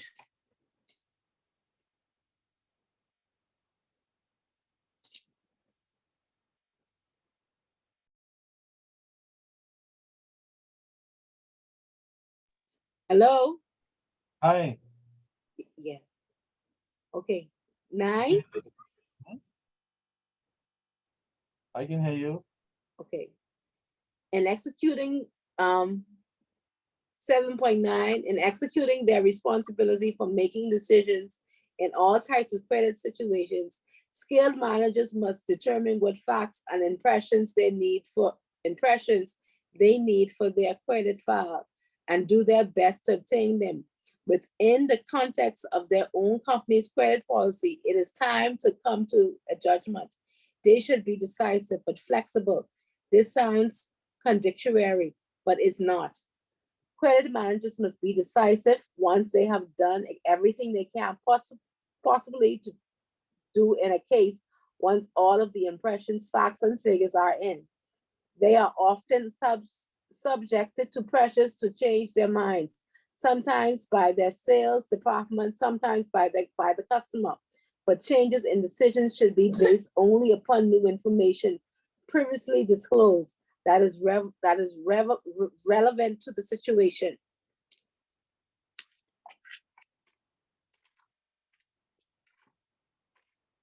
Many experienced credit managers will admit that most of their mistakes represent those cases in which they changed their minds, not because new facts were presented, but because they were talked into doing so. Credit managers should be flexible in the sense that they have become the product of each experience, learning from the results of each case handled. Credit managers are always vulnerable to the second guess because of the space of which they must work. Ambitious credit people do not wait for someone else to second guess. Rather, they do so themselves, continuously for the vantage point of hindsight efforts, the vision by which they increase both knowledge and powers of judgment for the future. The credit profession, point 10. In recent years, our economy has become increasingly dependent upon credit. This has been the case whether money has been easy or tight. There is therefore a steadily growing need for more trained credit personnel in American businesses, payment businesses. The credit role in business management has become more important. Credit managers have achieved professional status and salary levels in the field have increased.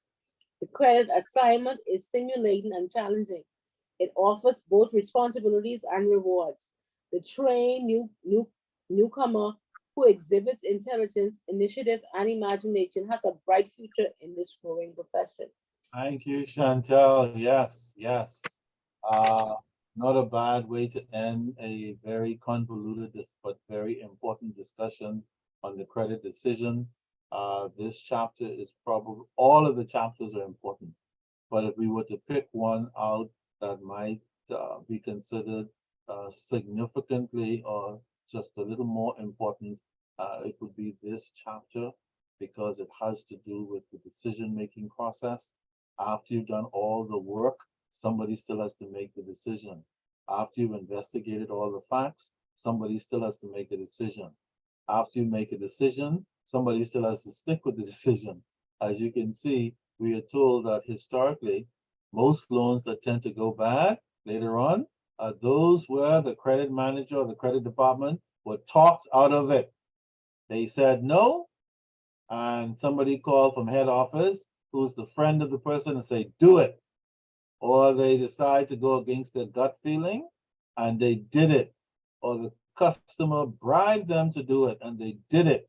Or the customer persuaded them to do it and they did it, or the customer took them to dinner to Bahama on a trip, whatever, and they did it. All too often, these loans are the ones that tend to go bad. Okay? So, careful in the decision-making process. Make sure your information is solid. Make sure your information is complete. And make sure that nobody talks you out of it unless they can give you a bloody good reason, preferably based on additional and new information that you should consider changing your mind. Does that mean you should be so inflexible that you don't change your mind? No, doesn't mean that. It just means that after you've considered all the facts presented to you, if you decide this is not sufficient for me to do this facility, the answer is no. If they come up with something really substantive, like maybe a guarantor, how about that? Who is prepared to put up cash as collateral of real estate? That is a significant change in position. And therefore, that kind of situation might get you to rethink. But unless it's something as incredible as something like that, you probably should stick to your guns. Right? All right, the credit decision.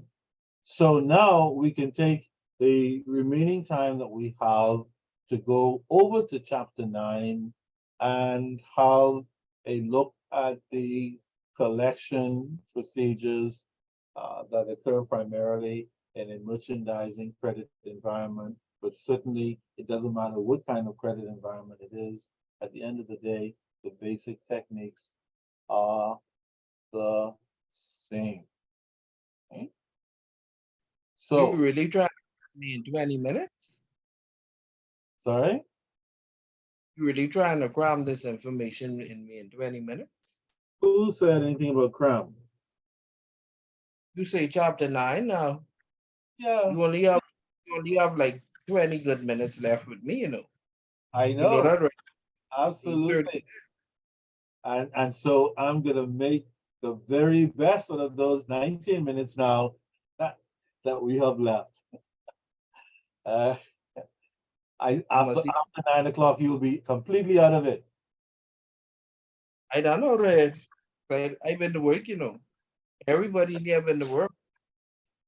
I know the sacrifices we make for knowledge and We information. get scraped, you know. But hang in there, hang in there. We're almost there. All right. So this is Philip's department. Philip is in the collection side of things. And so he knows very well that when you guys give a loan, that customers don't always pay. Merchandisers know that when receivables are created for credit, that buyers don't always pay, and therefore they need to have a mechanism in place in order to collect their payment. This is where the collections department comes in, the delinquency department comes in. Philip and their gang come in and they try to every day contact those customers and try to make arrangements to get the money that is delinquent in. Of course, because of the nature of the collection process, the collection policy should also exist in the credit management department, either as a separate document or built into the overall credit policy. However you decide to do it, there should be a collection policy that outlines everything from when an account is considered to be delinquent to all the steps that are necessary to take step by step in order to recover delinquent funds. Okay? And the credit policy should be very clear and very detailed. By the way, Philip, are you there? Yeah, I'm here. Yeah. Do you guys have a credit policy in your department? Yes, sir. Okay. On a scale of 1 to 10, how familiar would you say you are with it? Um, one, I know the do's and the don'ts. Yeah, I If mean, like you say, after you do something over and over, you become more familiar with your work. So You don't necessarily have to use the policy to do your work. You don't know what you're supposed to do and what you're not supposed to do. Interesting. So nice to hear somebody come up with a very practical approach, because you know there's some hard-nosed people that will not agree with you. The problem is, based on what he has said, it doesn't mean the policy is not necessary, because the policy, quote unquote, still has to be adhered to. The point is that once you become familiar with it, after a while, you don't have to rely on it. But that reliance hopefully does not mean that you will violate the terms and conditions of the policy, but rather you understand it sufficiently that you can execute your work without having to constantly consult the policy. So yeah, and the important thing in this case is that there is actually a policy. Because there are many organizations that don't have policies and procedures for much of the work that they do. They're just winging it. Nothing is written down, or if it's written down, they have it on 2 or 3 pages because they don't want to pay to have it done properly, and whatever backup goes. Okay? That's not the way a policy should be, but in many organizations, it is still that way. So the two primary objectives of the credit department is to give loans and collect delinquent accounts. How about that? Collection is a critical process because it entails trying to get the resources back. And when clients become delinquent, it's not that easy to get resources, to get monies, to get paid.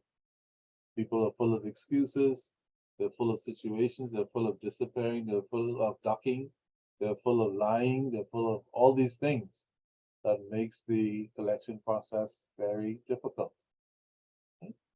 And so you never know who your customer really is oftentimes until the account becomes delinquent and you now have to run them down for payment. Then sometimes you find out a lot more about the character of your customer, and in some cases discover that they're not as nice a person as you thought. Because now you're on the other side of the fence, and that is trying to collect the money. And of course, sometimes delinquent customers are like wounded animals. They don't like the fact that they're delinquent.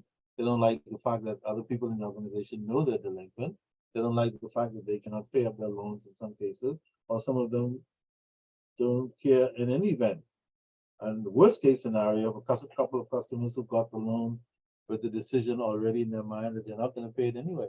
They're going to use it for the intended purposes, and then after 2 or 3 payments, they're going to stop and dare you to try and find them and get it out of them. And those, and in some cases, they actually leave town. And so you can't find them. And so now you have to engage in a skip tracing activity internationally to see if you can find the culprit, which of course is always a major headache that oftentimes doesn't go anywhere and should not be practiced unless you're trying to trace and run down a whole lot of money. Okay? So all of a sudden, just that information alone can cloud your mind. Like, really? This is what I have to do if I'm in collections? Run people down, listen to liars all the time, keep taking promises, people promising to shoot you if I come back, and they might shoot you these days. And so you can't visit anybody's house anytime and open the gate and all this crazy stuff, like we used to do in the old days. You can't even visit them on their jobs even, because people don't like it. And since people start shooting people for any reason, we haven't had any in Bahamas yet, but the world is filled with people who are shooting everybody. And so the collection process could be tricky. And in some countries, life-threatening. How about that? All right. So typically, when it's time to collect a delinquent account, some companies' policy might be that you pick up the phone and make an initial call. Other companies might say, do not make an initial call, send a letter, say, send a written notice. If they don't respond to that, send a follow-up notice. And if they don't respond to that, send a final notice and say, if you don't come in and make arrangements for payment, we are going to have no choice but to send this matter to our attorneys to begin taking legal action. All right. Of course, there's a step in between there where instead of going directly from the letters to legal action, some organizations organization's policy might say, why don't you visit the customer? Why don't you try everything possible to see if you can get them to come in to discuss the facility? Tell them that you're there to help them, and that if they need to have their loan payments reduced or something of this nature, then they can go ahead and come in and you'd be happy to do that. Many customers, once you put them at ease and they don't feel like they're going to be cornered when they come in, spoken down to, mistreated, and all that stuff, they have a tendency from time to time to come in. Not everybody's like that, but everyone who does is a plus. Okay. So so the letter is typically the first line of defense for many, many companies. Then if the letters don't work, what do? You start making calls and recording them and making calls and recording them to see if you can find the customer, see if you can find the right person on the phone. And when you finally find them, see if you can get them to come in. Many times they promise you over and over and over and over and break every single promise. So much so that it leads the collector to a point of frustration where they now feel that they have no other choice before taking legal action than to make an effort to visit the client, have a conversation with them if they can find the client, and see if they can persuade them in person to come into the bank or the lending institution and talk about what can be done to help them. Okay? Like I said, visiting does not always make for the best decisions by the client. Sometimes clients don't want lenders to come to their house. They don't want anybody to know that the bank is coming to visit them. All kinds of things come into play. So somewhere between written letters and visiting, it can be a very calm experience, or it can be a harrowing experience, depending on the situation. Okay, and so we covered these three methods in part one: the letters, the calls, and the visit. So I think those of you who did part one would be very familiar with those policy steps. And if anybody was not in part one, pretty much those are the standard steps for collecting. Philip, are you there?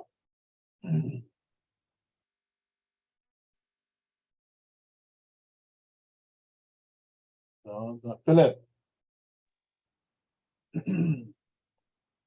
Where do you go, Enrique?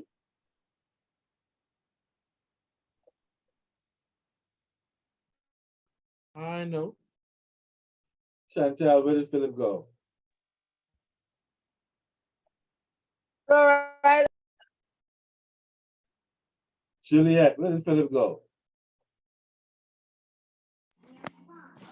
It's almost 9 o'clock. I assume to bed.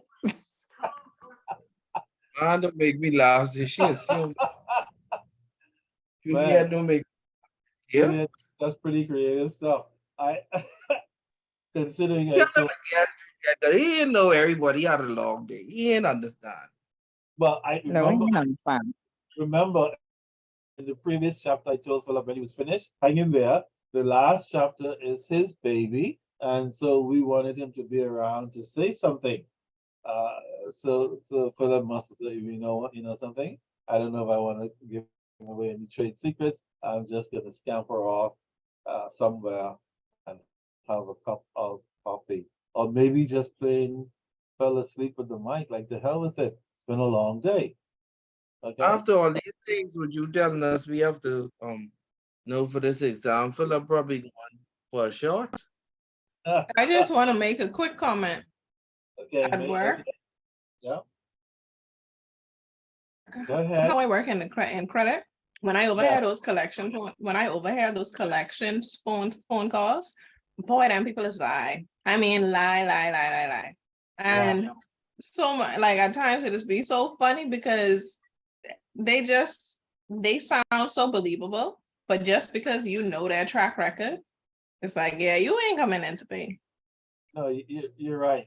And it's interesting. Notice she said she isn't even in delinquency. She's just overhearing the madness. So you can imagine the frustration, between letters and phone calls and visits, the amount of lying that takes place, the amount of promises that are made for payments, it's horrible.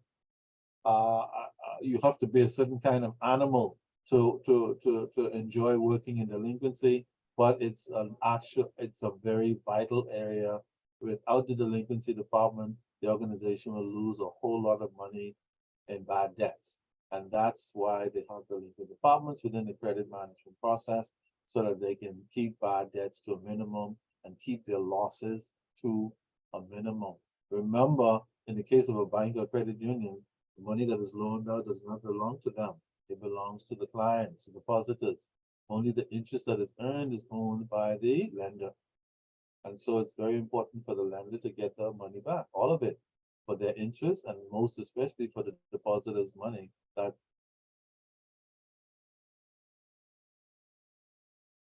We have this client, right?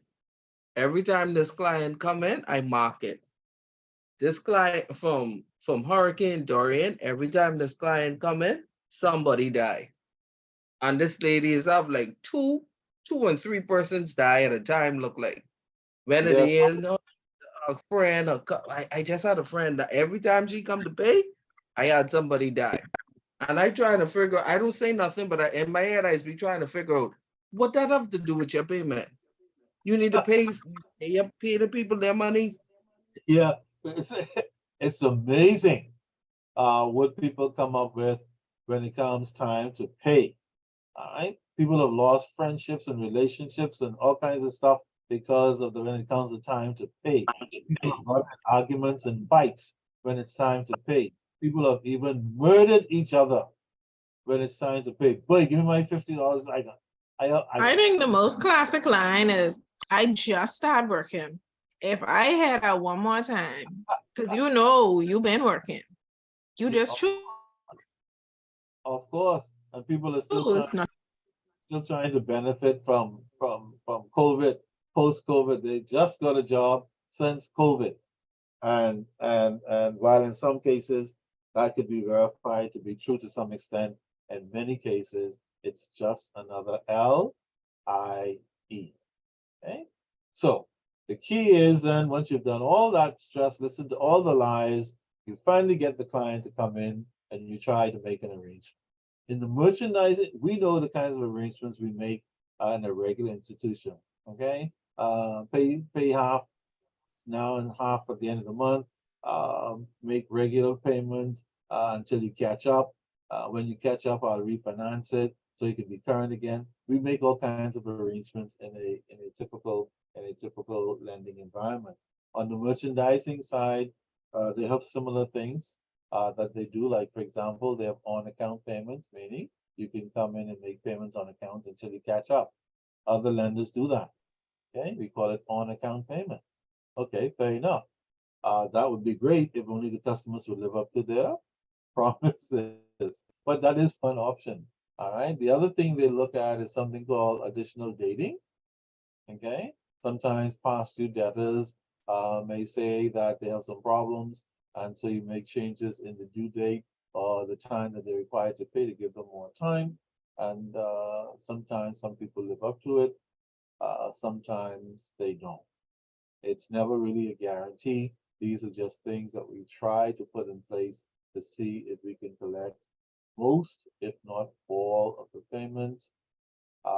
Staggered schedules are similar for all lenders, where instead of making a fixed amount of the payment each time, they say, hey, pay a little now and a little later, stagger the payments over 3 to 6 months, whatever the arrangement is, until you catch up.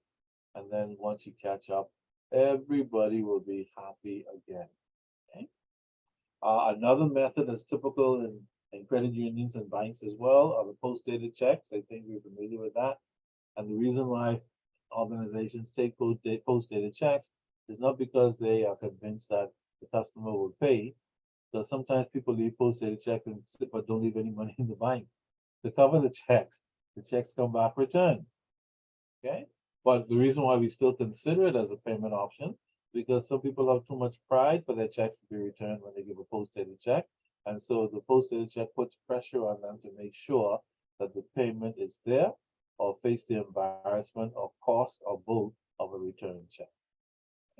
So depending on the character of your client, see that word character again, one of the C's of credit from part one. Depending on the character, that those post-dated checks can be very effective because they will be caught dead, certain customers, before they have a check returned in their name. So it still has its place. And so we keep battling with clients and offer so many different ways. And what about number 5, promissory notes?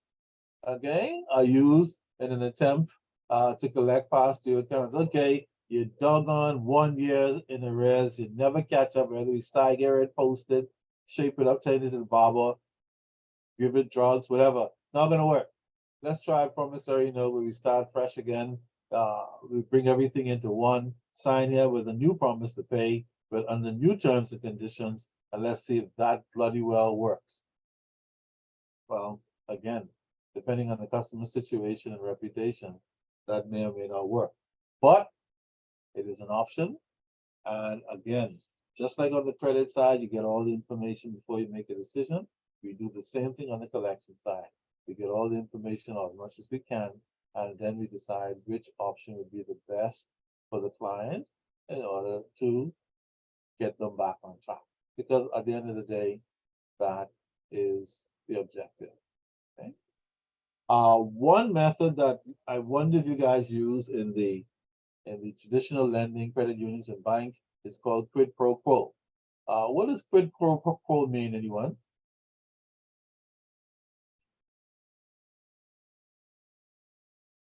Quid pro quo. What does the text say it means?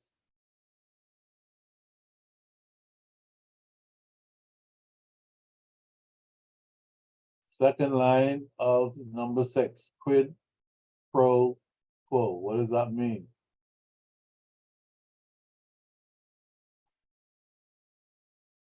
Nobody sees it? Something for something, something for something. Yeah, something for something. We do that all the time in our normal daily lives. People say, well, give me something. And say, well, you give me something back. And they say, well, can you do this for me? Says, well, you have to do this for me. That's quid pro quo, in case you hear it anywhere. Okay? And so sometimes you may have to have a quid pro quo situation with your customer once you finally get them in. Say, look, if you make 3 payments in a row, we'll refinance your loan. See, I'll give you something, you give me something. If you make 6 payments in a row, I'll bring your loan current so you start fresh, and I'll lower your payments. I'll give you a longer term to repay it if you're merchandising and so on. Quid pro quo, something for something. That tends to work quite well if you can finally get the customer in to sit down and actually be serious and honest with you. Okay? So the collection process is not complex in context, but in practice, it can be a long, drawn out, terrible circumstance trying to collect money from delinquent customers.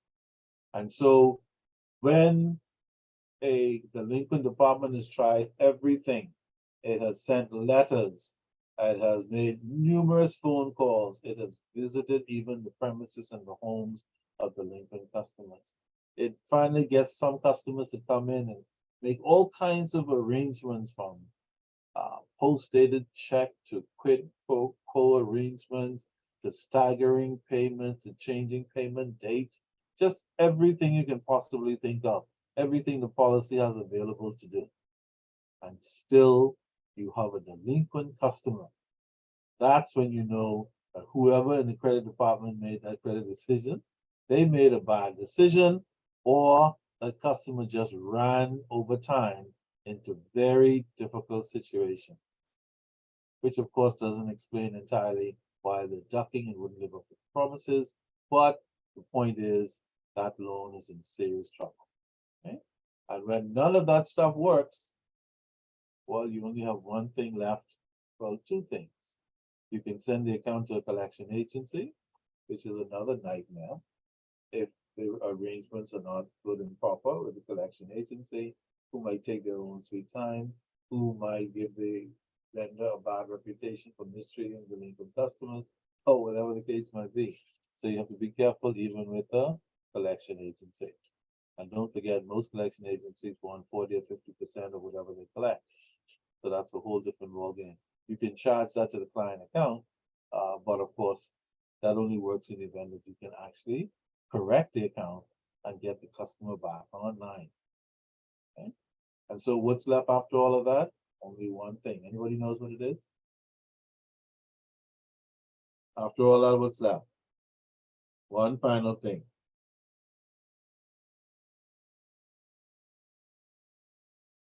Anyone?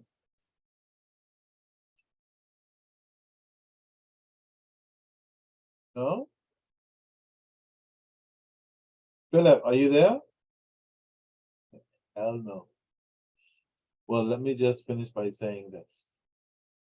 After all that stuff has been attempted in your collections department, the only thing you have left is legal action. You'll make an attempt to sue the client, see if you can get a judgment by the court to force them to pay. And in the event they don't pay, the courts can then find them to be in contempt and lock them up for a period of time. Or the courts can have the delinquent customer examined to see what assets the customer owns. And if the customer owns any assets, the courts can then give an instruction to the bailiff of the court to go and seize those assets, car, cash, equipment, computers, whatever you own, and to sell them off until enough has been sold to satisfy the debt. Okay? That is your last resort. Hopefully, most entities, lenders do not have to resort to that. Okay? That is the stinkiest part of all, but of course, equal only to the stinkiness of trying to get customers in and trying to get them to live up to their promises. All right, real great there. Any questions before we break? Those of you who have not finished your research paper, remember, as soon as you're done, you can send them in. And please, if you have any questions in preparing for your final exam next Wednesday, do not be bashful. Send me a text or an email on any particular point or points of interest, and I'll be happy to respond. Okay? I did the midterm exam grade. The midterm exam grades, I still have one more paper that got caught somewhere, and I didn't want to send out anything until I had them all. So Miguel has promised that I should get that tomorrow, and so somewhere between Friday and Saturday, I'll be sending out all the grades simultaneously. I didn't want to send them out piecemeal, and then the one person said, I didn't get my, and then, okay? So you'll definitely know by end of day tomorrow or sometime on Saturday morning, assuming Miguel doesn't get that to me until tomorrow evening sometime. And so you'll know at least where you are before you go into your final. And those of you who have done a reasonably good job with your coming into class and being a part of the class, and certainly we had a research paper. When we bring them all together, you should be okay. I think all of you probably have an idea of what your percentage should look like for a good research paper and for attending class. And so once you get your midterm, calculate where you are going into your final exam on average. Okay, so good luck in preparing for that. Remember, it's going to be a similar format. There'll be no surprises. The questions are going to be fairly straightforward. Once you cover all the key points, don't worry about the details. The details we already discussed in class and kind of exhausted ourselves with it. Focus on the key points of importance, the financial statements, the ratios, all that good stuff. Be able to prepare them, calculate some simple ones. If you do those things, you should be good to go. All right, so good luck, and I'm here to answer any questions you might have as you prepare for your final. Until then, I'll see you guys next week. Okay, good evening. Good evening, everyone. Good night. Thank you. Good night, night. Nico. Good Good night. night, Chantal.